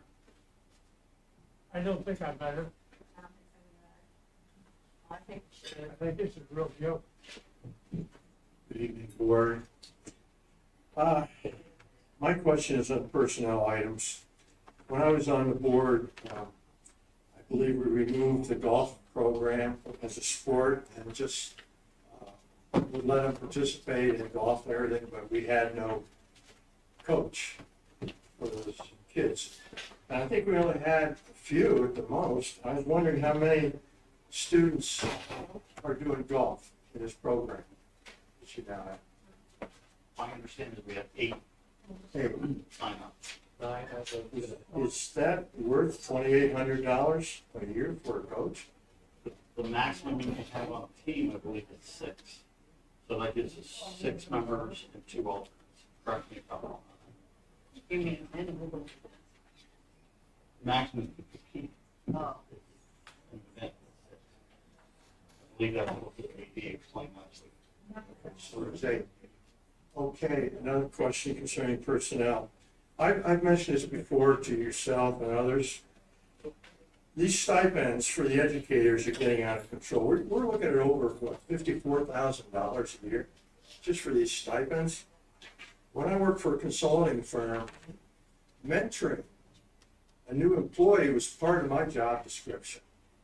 I think we ought to do that in the school district. Make it part of their job description. Why do we gotta pay them more and more and more every time? I mean, they're getting paid well.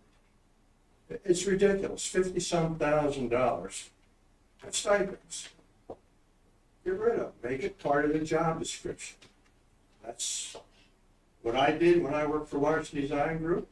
I was glad to do it. I was very glad to help new employees coming into the building learn about the system and the jobs and what to do and what not to do and so on. So I'm asking again, of course, in 4 years, the way it looks in December, it looks like the school board is going to be controlled by teachers union and friends of the teachers union. It's regrettable. We were going to have too many liberal thinking people on this board from both sides, liberal, conservative. Don't be rhinos, those of you that are supposed to be conservatives. And as far as the other side, what goes around comes around. Thank you.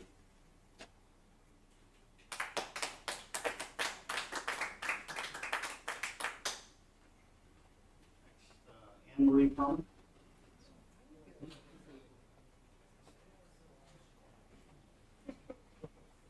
I'm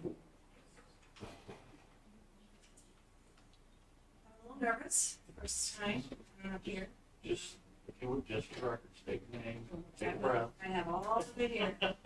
You'll hear what I have to say for sure, and you'll know who I am. Good evening. And your township. My name is Anne Marie Furman, and I am a resident of Watson Township here in Jersey Shore. I am here tonight representing myself, a soldier of God.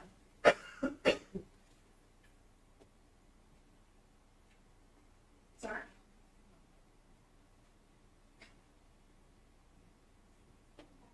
Give it up, Rome, because it needs to be said. Do it. The reason for my attendance is to bring light to the actions of some citizens of our school districts, which includes an old gentleman who just walked out of here, Yeah. and a candidate running for position of the school board within my township. I was going to let my experience at the polls on May 18th pass when I was approached by a school board candidate who I never met before, nor did she introduce herself, but immediately upon approaching me, started throwing untruthful accusations towards me. Shortly thereafter, the man that traveled with her also started throwing accusations at me without any introduction of who he was. After they had left, a friend of mine stopped by the polls, and in talking over with her what had happened, she stated this man previously verbally attacked her as well. And just recently, I was told that the same person and a few others were at it once again outside of these doors at the last school board meeting. I stand here today to express my concern for our community and ask how we can expect our children to be good leaders when the examples they have are those who harass and spread mistruths about others within their own community. It is sad to know that there is possibly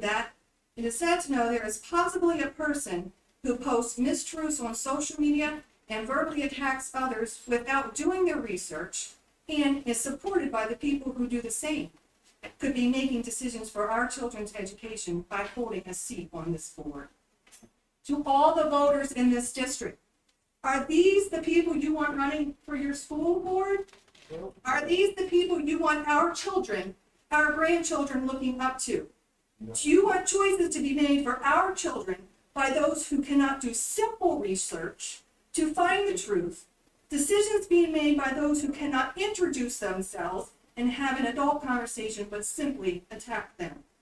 Our children watch us, they listen to our conversations, they learn from us, they learn by what we do, how we act, and what we say. We are here to make our community and school the best place for our children to grow up in and lead someday. We need to show and teach our children how to respectfully manage situations. I know some of you are listening to my words, but will not hear what I am saying. For those that are doing both, thank you. And I ask that you put aside your political views, do your own research, find the truth, and live by the truth. There are so many out there trying to force their agendas on others, spread fear, and speak of untruths. To climb to the top of whatever ladder they are climbing, and in doing so are harming our children, our community, and ultimately destroying lives and friendships. My prayer for everybody, but especially the impressionable youth, is that what God intends is to be what God intends for you to be, not what others say you should be, to support an agenda. To the youth of our community, think for yourselves, be respectful towards everyone, and hang around those that build you up. Encourage you and want the best for you. You know, there are many of us fighting for our children, for their rights and for their health. Stand strong, children, and do not succumb to the lies and fears being spread. We are here for you and will support you. Finally, to those spreading the hate, the fear, and verbally attacking fellow citizens, shame on you. It is your agenda in the best interest of our community and youth, or simply for the feeling of power? Consider treating others as you would want to be treated to become a positive, respectful role model within our community. Thank you for your time, and may God's blessings be upon you.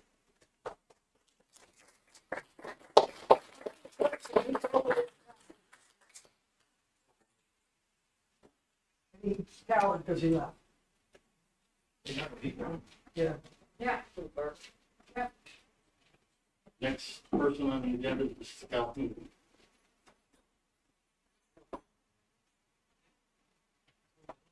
Good evening, board. Kayla Calhoun, Avisboro. I want to thank the board for putting the teacher position on the agenda tonight for the first grade in Avis. My daughter, who will be attending that first grade class, is very excited to start school on Thursday. She can't wait to see all of her friends. She can't wait to see who her teacher is going to be, which hopefully we find out tomorrow evening. And I can't wait to get back to the norm, get back into a routine. I also want to thank Hunt Organization for being here this evening. I got a lot out of their presentation, as I hope you did as well. Looking towards the 5-year plan that they had mentioned, I want to put a word into your minds when you discuss how to go further, and that's growth. They said, you know, the square foot of a classroom should be 900 square foot. But you could also break down that 900 square foot into 2 classrooms. So we could actually utilize different rooms in different capacities.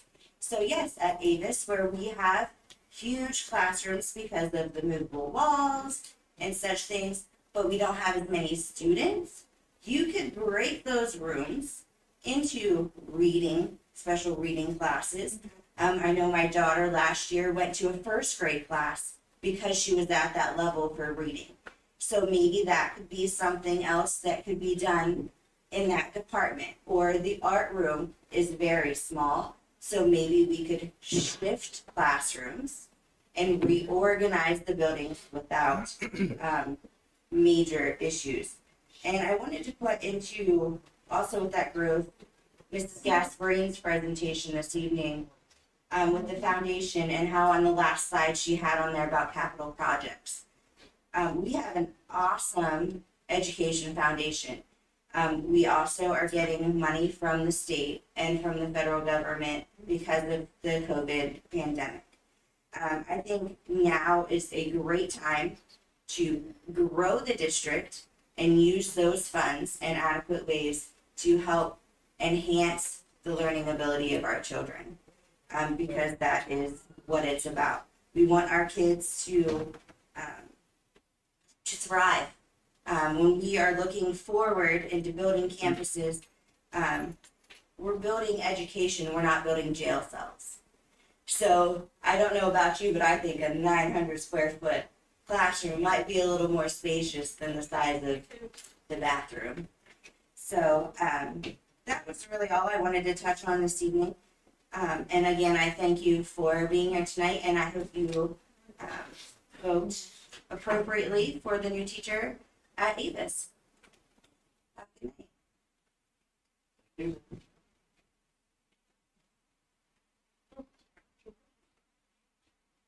Next person, Jane Youngkin. I have nothing to say.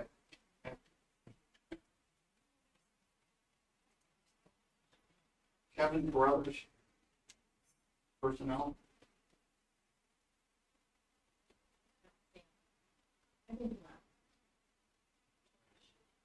Okay, those are the only people who had signed in for first courtesy 4, which is restricted just to agenda items. So at this point, we'll move forward with the interview for the applicant who filed in the common cases. Mr. Allen.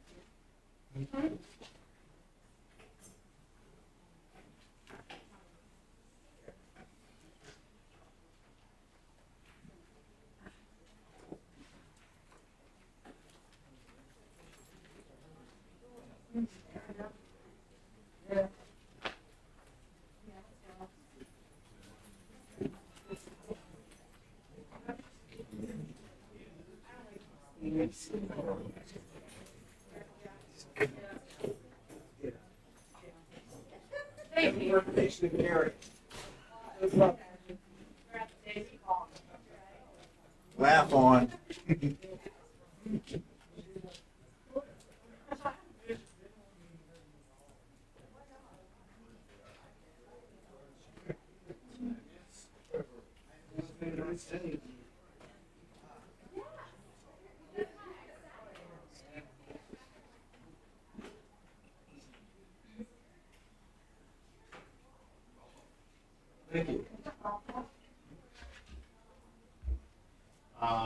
Just to go over a few things, kind of introduce you to the position. I'm sure you've been watching online. The position was created by an unexpected Region 3 representative resigning due to moving out of the area. The position you're requesting to fill would be for the remaining term of that and the first reorganization meeting in early December. So it'll be roughly 3 months. I know you are on the balance for the fall. So, generally, the PSBA describes qualifications of a school board member as follows. Under the school code, to be eligible to be elected or appointed to the school board, to the Pennsylvania School Board, one must be a citizen at least 18 years old, good moral character, and a resident of the school district for at least 1 year prior to the date of election or appointment. However, some otherwise qualified individuals may not be able to run for or hold the office of school director because of restrictions and other provisions of state law. For to ensure the board member is also restricted to residency within the region that they represent. There are some school boards that have kind of ad hoc regions or smaller regions that we have. And the person that is on the school board may not be an employee of the school district.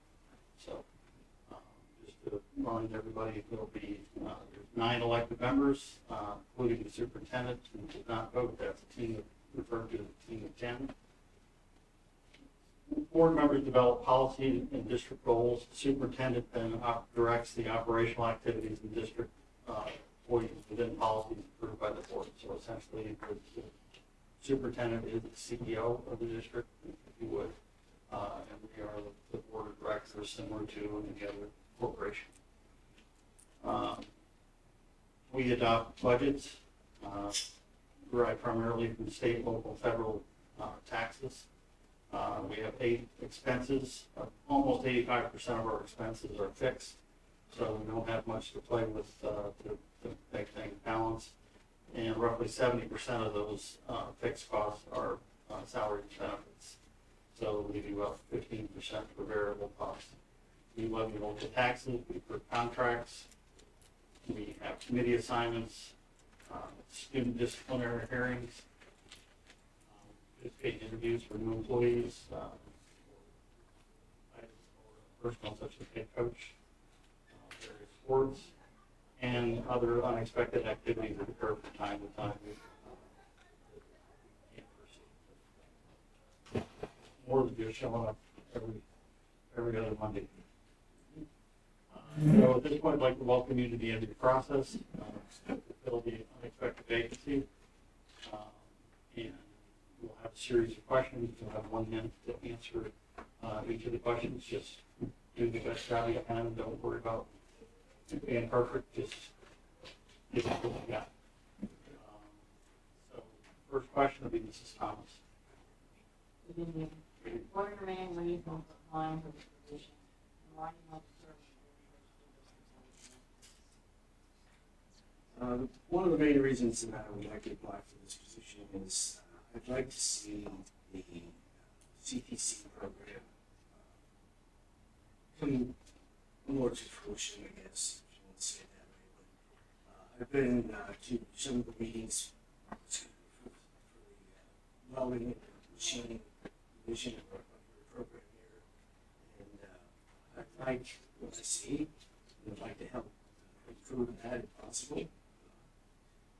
I've been living here all my life, so I've had 2 kids go to the school district, and I feel that I would love to help further everybody's children getting better education.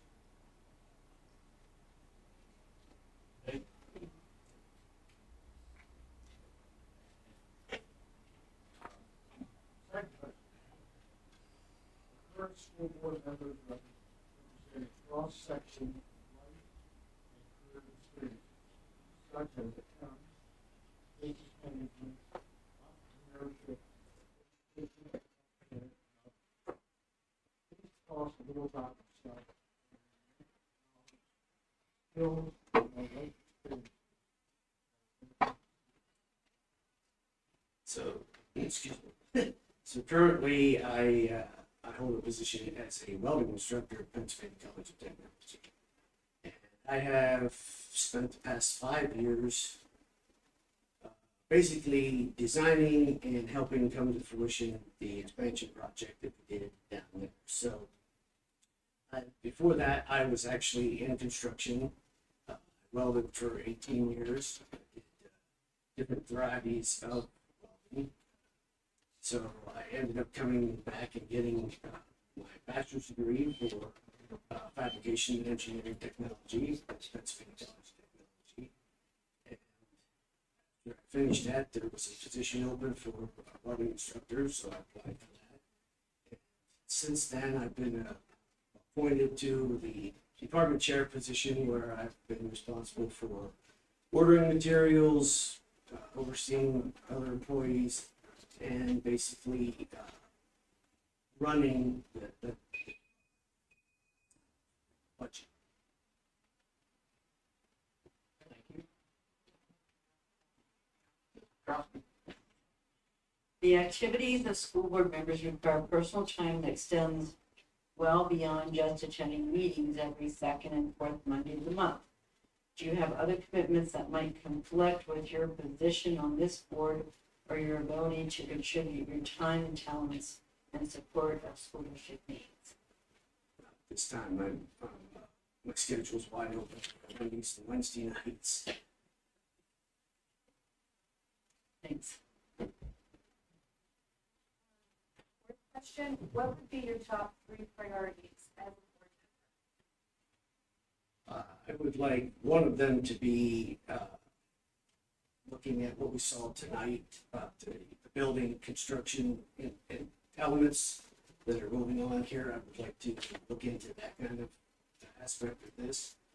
I would like to maybe look more into the sports that we have going on here and kind of see what's going on there for sure. I don't know all the ins and outs of what everybody's doing here right now. It's hard to keep up with all that stuff. But I would like to, just in general, I would like to make sure that the students get the best education that they can get. Are fixed or limited by governmental agencies and regulations. Please describe how you would balance academic success of students with financial stewardship of taxpayer dollars. I would like to spend the limited amount as possible on whatever supplies that would be needed for the program. I would also like to, in my opinion, look into more like grant type monies and stuff that you could apply for to get more funding to help those issues. That way that the budget is not getting pounded by extra costs.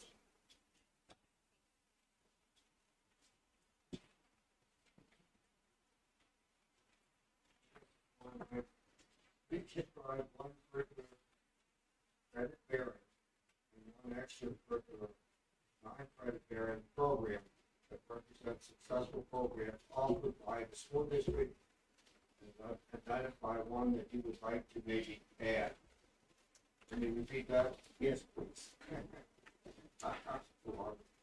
Describe one curricular credit bearing curriculum and one extra non-credit bearing curriculum program that represents successful programs offered by this school district. And then identify one that you would maybe like to see added to the curriculum in the school district. So I'm going to be honest, I don't know all of the curriculum for sure that you guys have in the high school program and stuff like that. But I would say that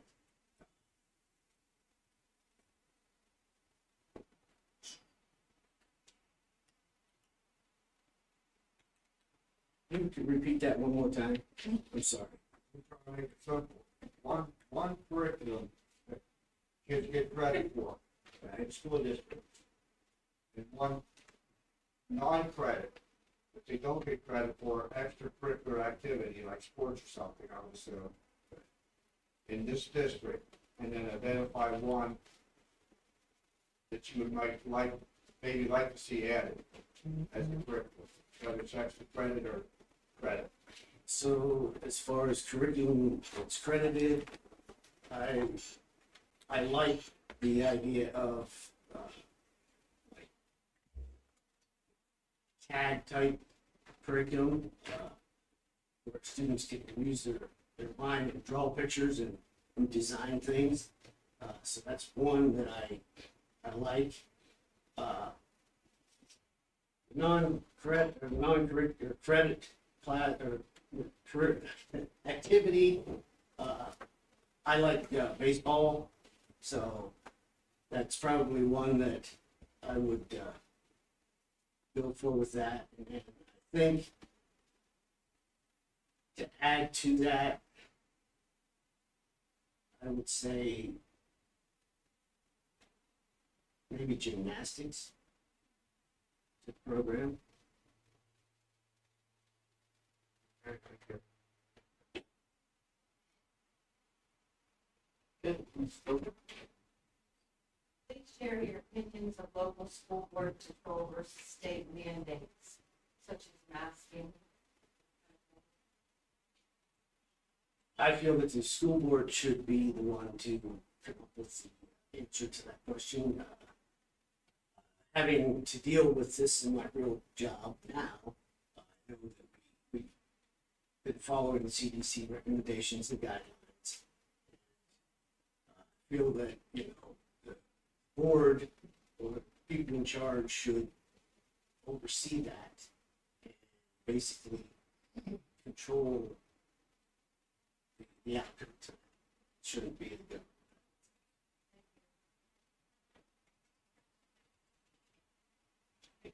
Thank you for your time and willingness to serve as a third shore school board member. Do you have any questions for us? This time, I'm sure I'll have a lot if I get the position. Okay, so that concludes the interview process for tonight. Go ahead and have a vote to accept or deny the applicant. So if there are no objections, I'd like to have an amendment to tonight's agenda to add Mr. Allen's name to the only applicant to miscellaneous item F. Do I have a motion? Make a roll call vote. Not for this one, not necessarily. We'll still vote on the actual acceptance. This is just a change to amend the current. Okay, no, what's wrong with the actual? Yeah, the actual vote to accept, we'll have a roll call. Any discussion on the amended amendment? Hearing none, all in favor say aye. Aye. Opposed? Thank you. And then the motion then will be to vote on this item immediately during tonight's agenda so that the approved applicant may participate for the remainder of the night's meeting. So that would be to approve Mr. Allen as our new board member. Second.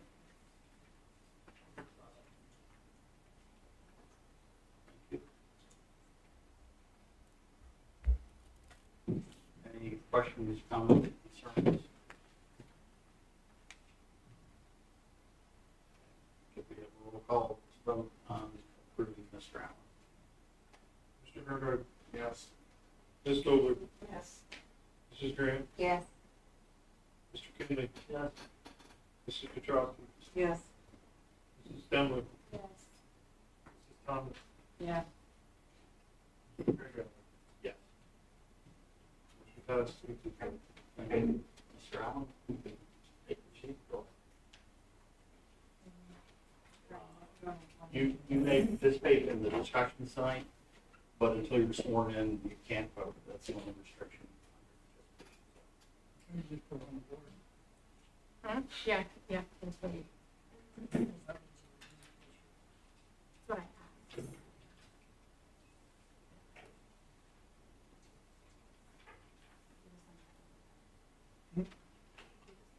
So at this point, we'll move on to personnel. We have personnel items A through Z.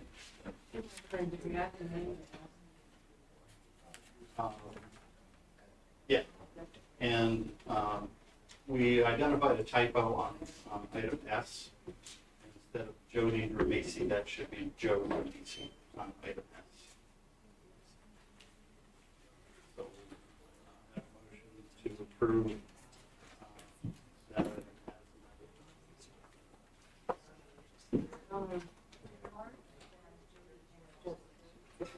Van versus bus. Is it just one person then, or is it two? They are about to. But your bus not type is where Good question. Motion by Mrs. Thomas, do we have a second?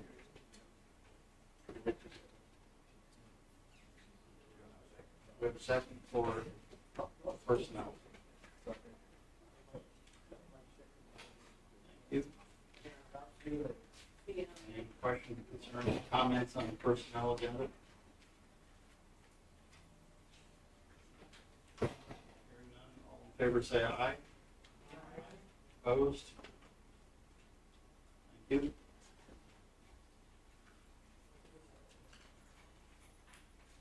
We have nothing under building and grounds, nothing under curriculum instruction, finance, the agreement between the Kent County CCA and Derbyshire School District, and that's a renewal, correct?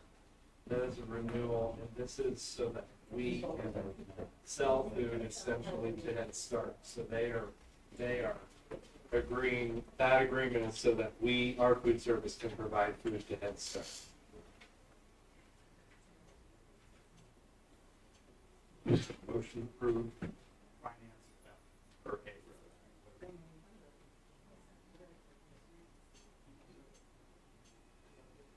Any questions, concerns?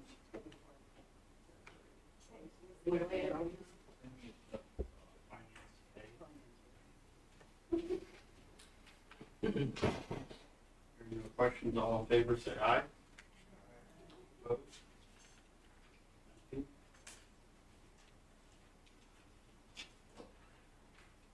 Miscellaneous, we already acted on F.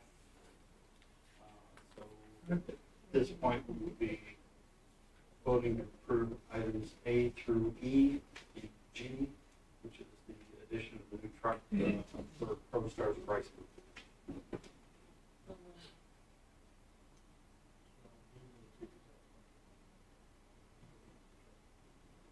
The purchase of the truck will come from the general fund, was budgeted for this year, right? Yes.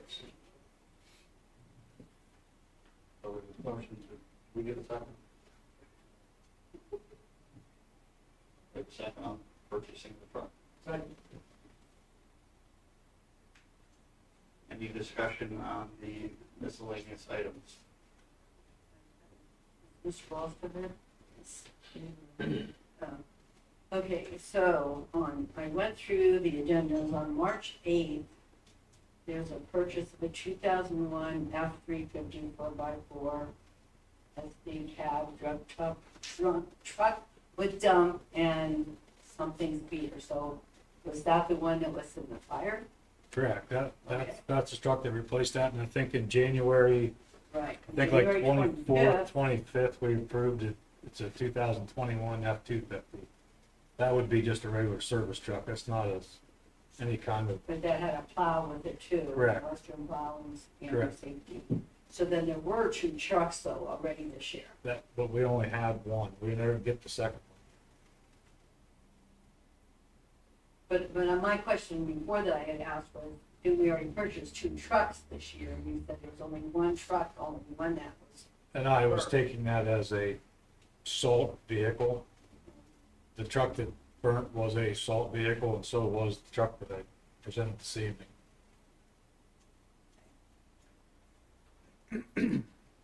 So previous truck was just a general usage. Correct. I have a question, let's see. My apologies for arriving late to the meeting, so this may have already been covered. GESA, can you just tell me quickly what that's about? It's actually, if you look at B, Guaranteed Energy Savings Contract, that is the yep. So essentially what you are doing is you are going to look at projects, even though you're using your ESSER money, you're going to look at projects that will be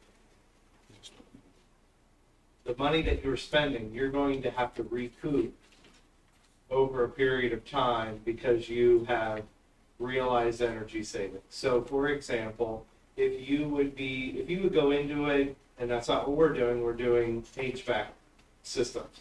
But a guaranteed energy savings project could be going into a building and replacing all the LED or all the lights and making them LED. So in order to do that as a GESA project, you have to be able to show, or the contractor has to be able to show, that they can save you the money in a period of time that you put out to do that project. So not only are we using ESSER funds to do the work that we're doing, we're trying to do it in a way that you're also saving on your annual expenses by replacing outdated equipment. So this is to help the district do that. Correct.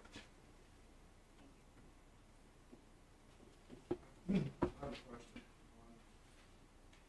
I guess we'll see, I'm not really sure.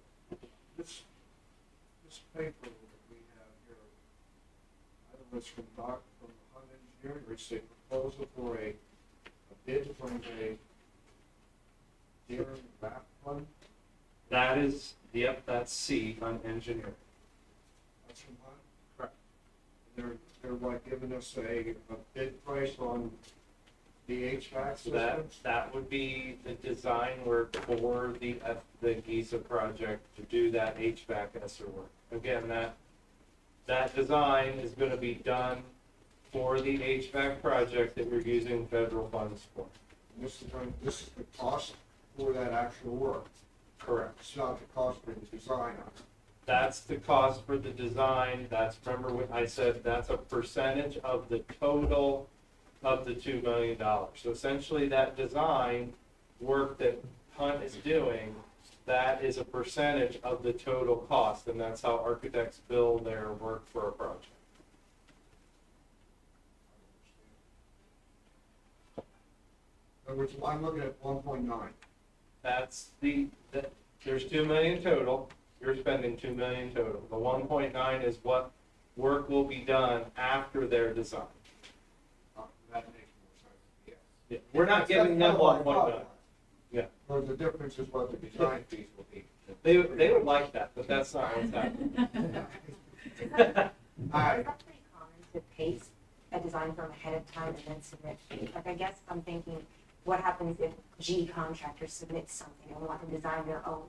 So when we do this request for proposal or request for qualifications, there's two different terms there. Those two, whoever bids on this project will work with Hunt Engineering to design the best approach for our delivery of the project. Or essentially two different versions, one design? No, the request for proposals is essentially the contractor and the contract management that will work with Hunt Engineering and the contractors on site to carry out what happens with your $2 million. Maybe the better way to explain this. Sorry, not that. Generally, what you have to do is you have to design the project. So that when you go out to, then you have to know how they're going to bid on that and understand what's going on conceptually for pricing purposes. Just to follow up on that, any overruns, or is that what's called soft costs, or they overruns? You get into something, you don't know what's gonna be there when you renovate something? That's all included in the soft cost. Soft cost? Yeah, that's all included in the soft cost in the Any incidentals. overruns like that that you're unexpected? Yeah, typically, If it was just a normal project, we'd carry a construction contingency of 10%, which is all included in that That's that what the old one 1.9 was. budget, $2 million budget, like, we know you have $2 million, like, we're gonna plan this project, so you spend $2 million, you know, and bring in those contingencies and things for unforeseens along the way. Okay, that's included, okay. Yeah. The benefit, I will say, of a guaranteed energy savings project is as you're designing what is going to happen between the construction manager and the architect, the goal is to not have to come back to the board and say, we need to change this and this and this. So you're not getting change orders. The two groups are working together with the admin team, Mr. Wall and I, to say, what should we be doing that makes the most sense between those two groups of people? Not, we're gonna design a project, bid out the project, and we hope for the best, and we don't run into any issues. That's what we're trying to avoid by getting both groups on board now as we're going into the project. Trying to avoid what you're used to in a building project.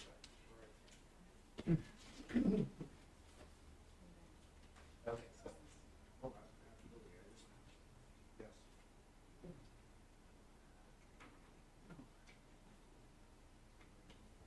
Any other questions on miscellaneous?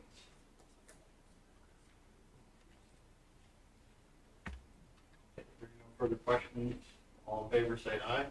Aye. Opposed? Thank you. Old business, and again, this would be anything that could be voted on, but if it has any discussion, items that they'd like to see us. Johnson House, is anybody interested in exploring that for a car store, or what we could possibly do with it? Maybe I'd like to see that. It's not,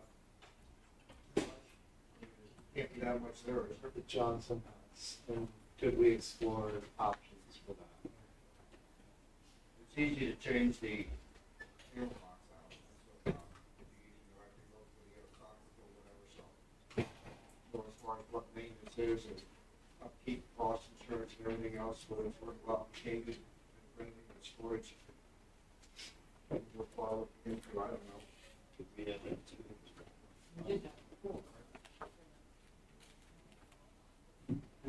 Would you, we could make it a capital projects conversation at the next meeting. And I can pull together with Mr. Wall, I can pull together some of that information, insurance and maintenance that has had to be done. while we're on this topic, because it is a facility that we have, did Hunt look at that, sort of like a raised ranch home out the back of the district? But the one that you own there, Yeah, it has electrical or something in it? yeah. We didn't go inside, no.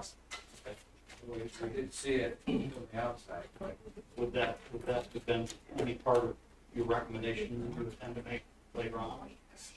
I think possibly with this upcoming stage for the athletic fields, yeah. Thank So we'll include that and just work with it on that, you know, end up being some kind of recommendation, we'll add that in.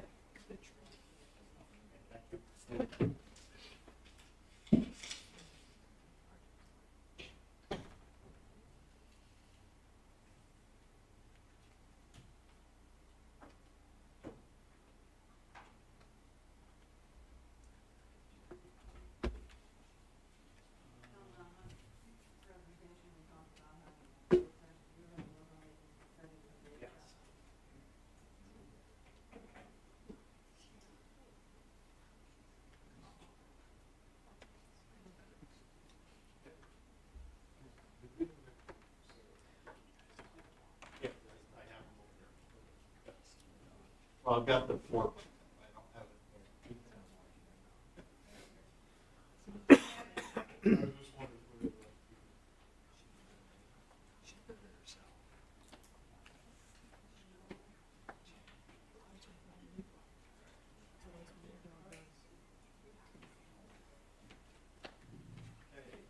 courtesy for, open for any non-agenda items. I speak, Over to the podium, please. you can hear me from here. Bob, can my dad go?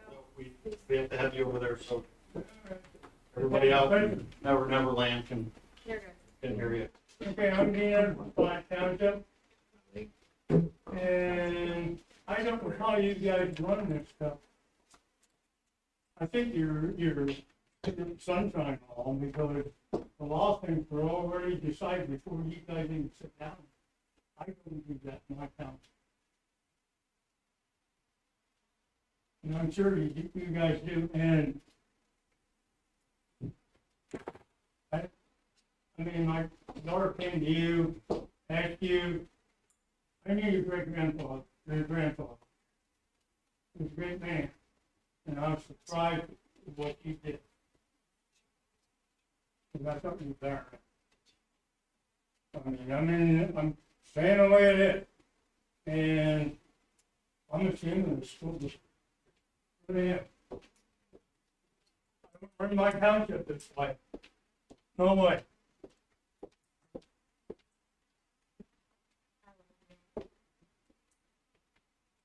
Prior, Miscellaneous Township.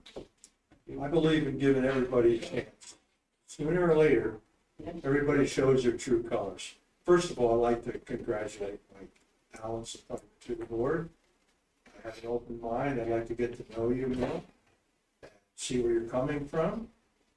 But I want to ask you one thing, if you would. When you take your oath of office, I want you to pay particular attention to every word of that oath. One word I really want you to pay attention to, check out the definition of it, and that's fidelity. You will operate on this board with fidelity, okay? That means you're beholden to nobody else but the school district. Dedicated to the districts, you're not representing any particular group or person, okay? So I'm going to give you a chance, okay? Now, as far as the presentation tonight on the feasibility study, is that the only one, or how many more presentations are they going to give? I hope that's not it.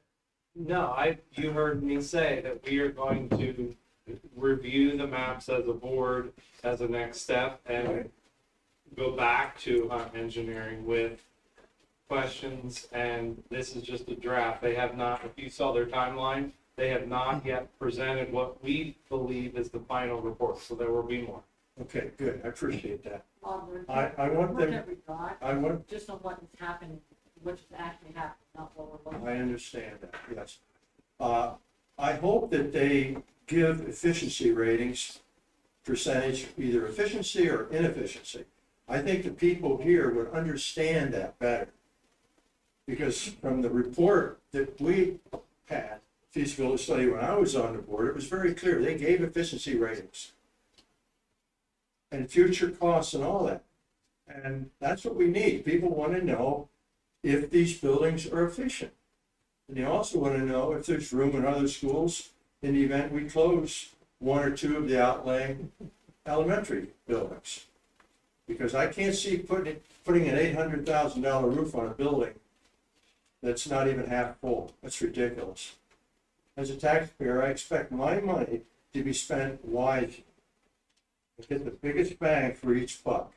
And I know there's people on the board that I believe have personal agendas, wanting to keep the job for their daughter, who's a teacher at one of these schools, and their grandkids, wanting their grandkids to go to the same school their kid. Things like that. It's ridiculous. You're up here to represent all of us and all of the students, and I'll tell you, there's better opportunity at Jersey Shore Elementary, and people gotta find that out. Other than that, thank you very much. Thank you.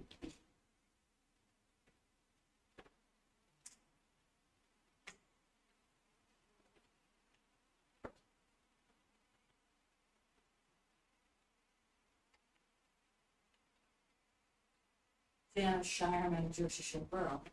I've been watching the meeting on my computer.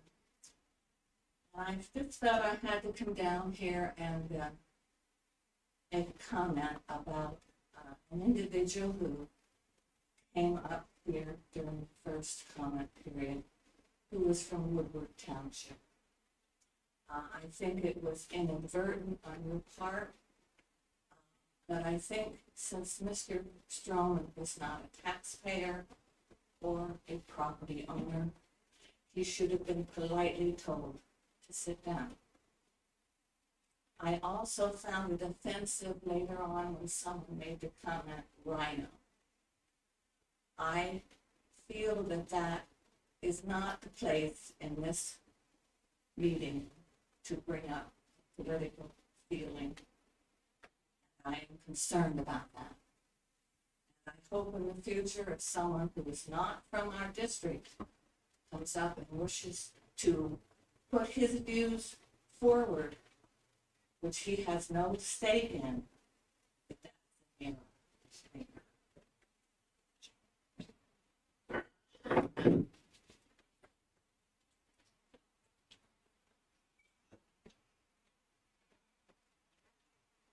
We should have members of the Patriot Party such as Jeff Stroman, and I'll put it bluntly. Charm, name and. John Charm, third ward. People like members of the Patriot Party, Jeff Stroman shouldn't have any say in this at all.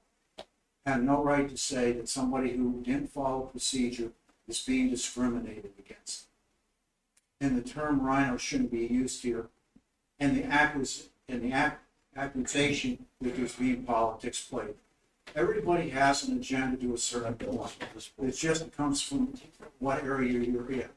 So, you know, I mean, I had an agenda when I was in school, but I wanted to close the school too, try to save taxpayers' money. But people see different than that. This is the first time I've been here in quite a long time. But the main point of this is like my wife said, people like Jeff Stroman, who are not taxpayers in this area, who come from Woodward Township, and come up here and start complaining, have no business to be here. And the term rhino has no business being here at all. Everybody has a tough job. Everybody knows how I feel it. With what was said tonight with rhino and what Jeff said are out of context with everything. And Mr. Almer, you've got a hell of a tough job. You're trying to do a good job. You know, superintendent had enough nerve to come up here to Jersey Shore. I had a few concerns about them. Had the courtesy to drop in and stay with me and talk to me and my wife for about 45 minutes one afternoon after we come, shortly after we come. That's it. Thank you, Mr. Charm.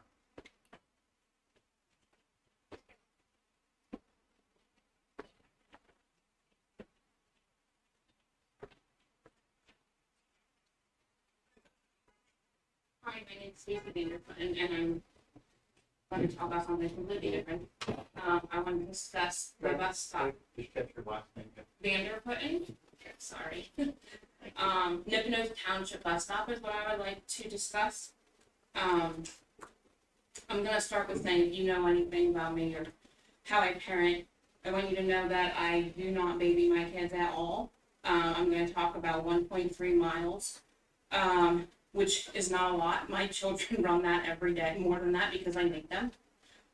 When we talk about 1.3 miles, I don't consider it a large span, except for the fact that our bus stop is 1.3 miles from our home and 1.3 miles in a wide open field in Pennsylvania, where we have all kinds of weather, is not a safe situation.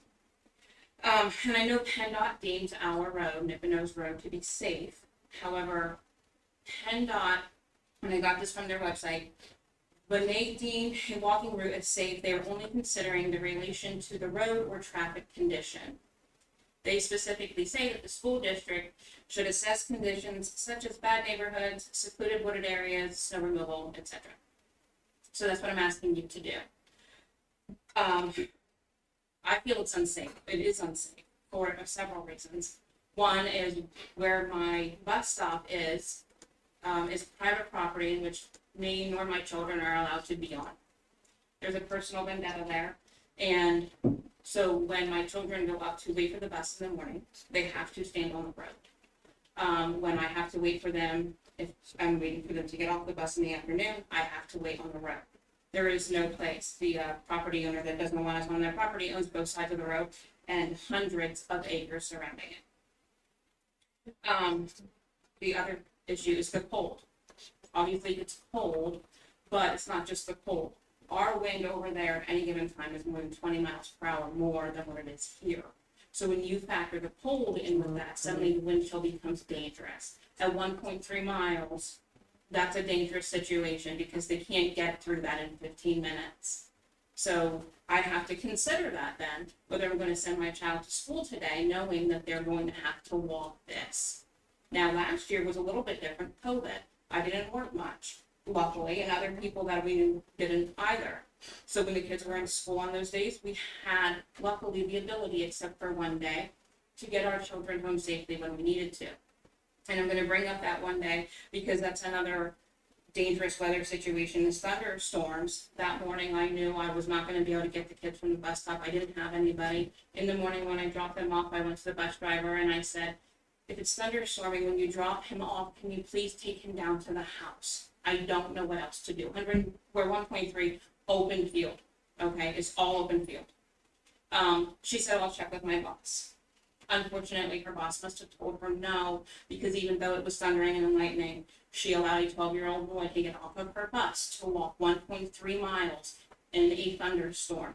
Luckily, one of the other kids that was on the bus, when they got off the bus, told their mom, and that mom followed the bus to the bus stop and got the boy and took him home. However, if it wasn't for him, or for that mom, the boy would have walked that, and that's, to me, that's unacceptable. It's also the issue that there's about 3 months, where there's going to be no daylight in the morning, at least for part of the walk that my children make. So, again, open field. We have coyotes, I hear them all the time. We have other wildlife, bears, and other things. There's not a street light on that road, not a single one. Excuse me. It's 3 minutes after, you got about 30 seconds left. Okay. So the only other thing, so I can go into more why it's dangerous, but I will say this. So from 2011 and before that, but I know for a fact, from 2011 to 2018, that was a route to our house. And that was never an issue. A bus never had a problem. It didn't have a problem with its turnaround. It didn't have a problem with running into another vehicle that it had to pass. It was never a problem. But I also want you to understand that this isn't just me saying that I think that you should care. It's also, there's a lot of precedents in the courts. Okay, so I've been told it's my job to get my children to and from the bus stop safely. That's not on you. Unfortunately, the Supreme Court does not agree with that. Their ruling was that although a school district duty of care toward a student generally ends when it relinquishes custody, the duty continues when the student is released into a potentially hazardous situation, and particularly when that is of the district's own making, such as a bus stop. Okay. A school is responsible if the student is hurt after being released without supervision in a setting that school officials knew were hazardous.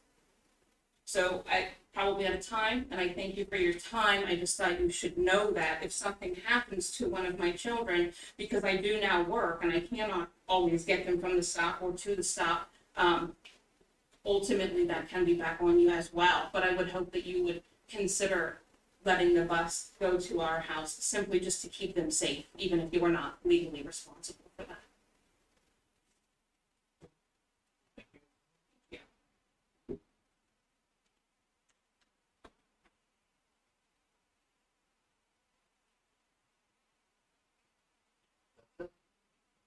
Close courtesy before. We need for executive session. Motion to adjourn. Great. You're going to be able to back it up so that's the time.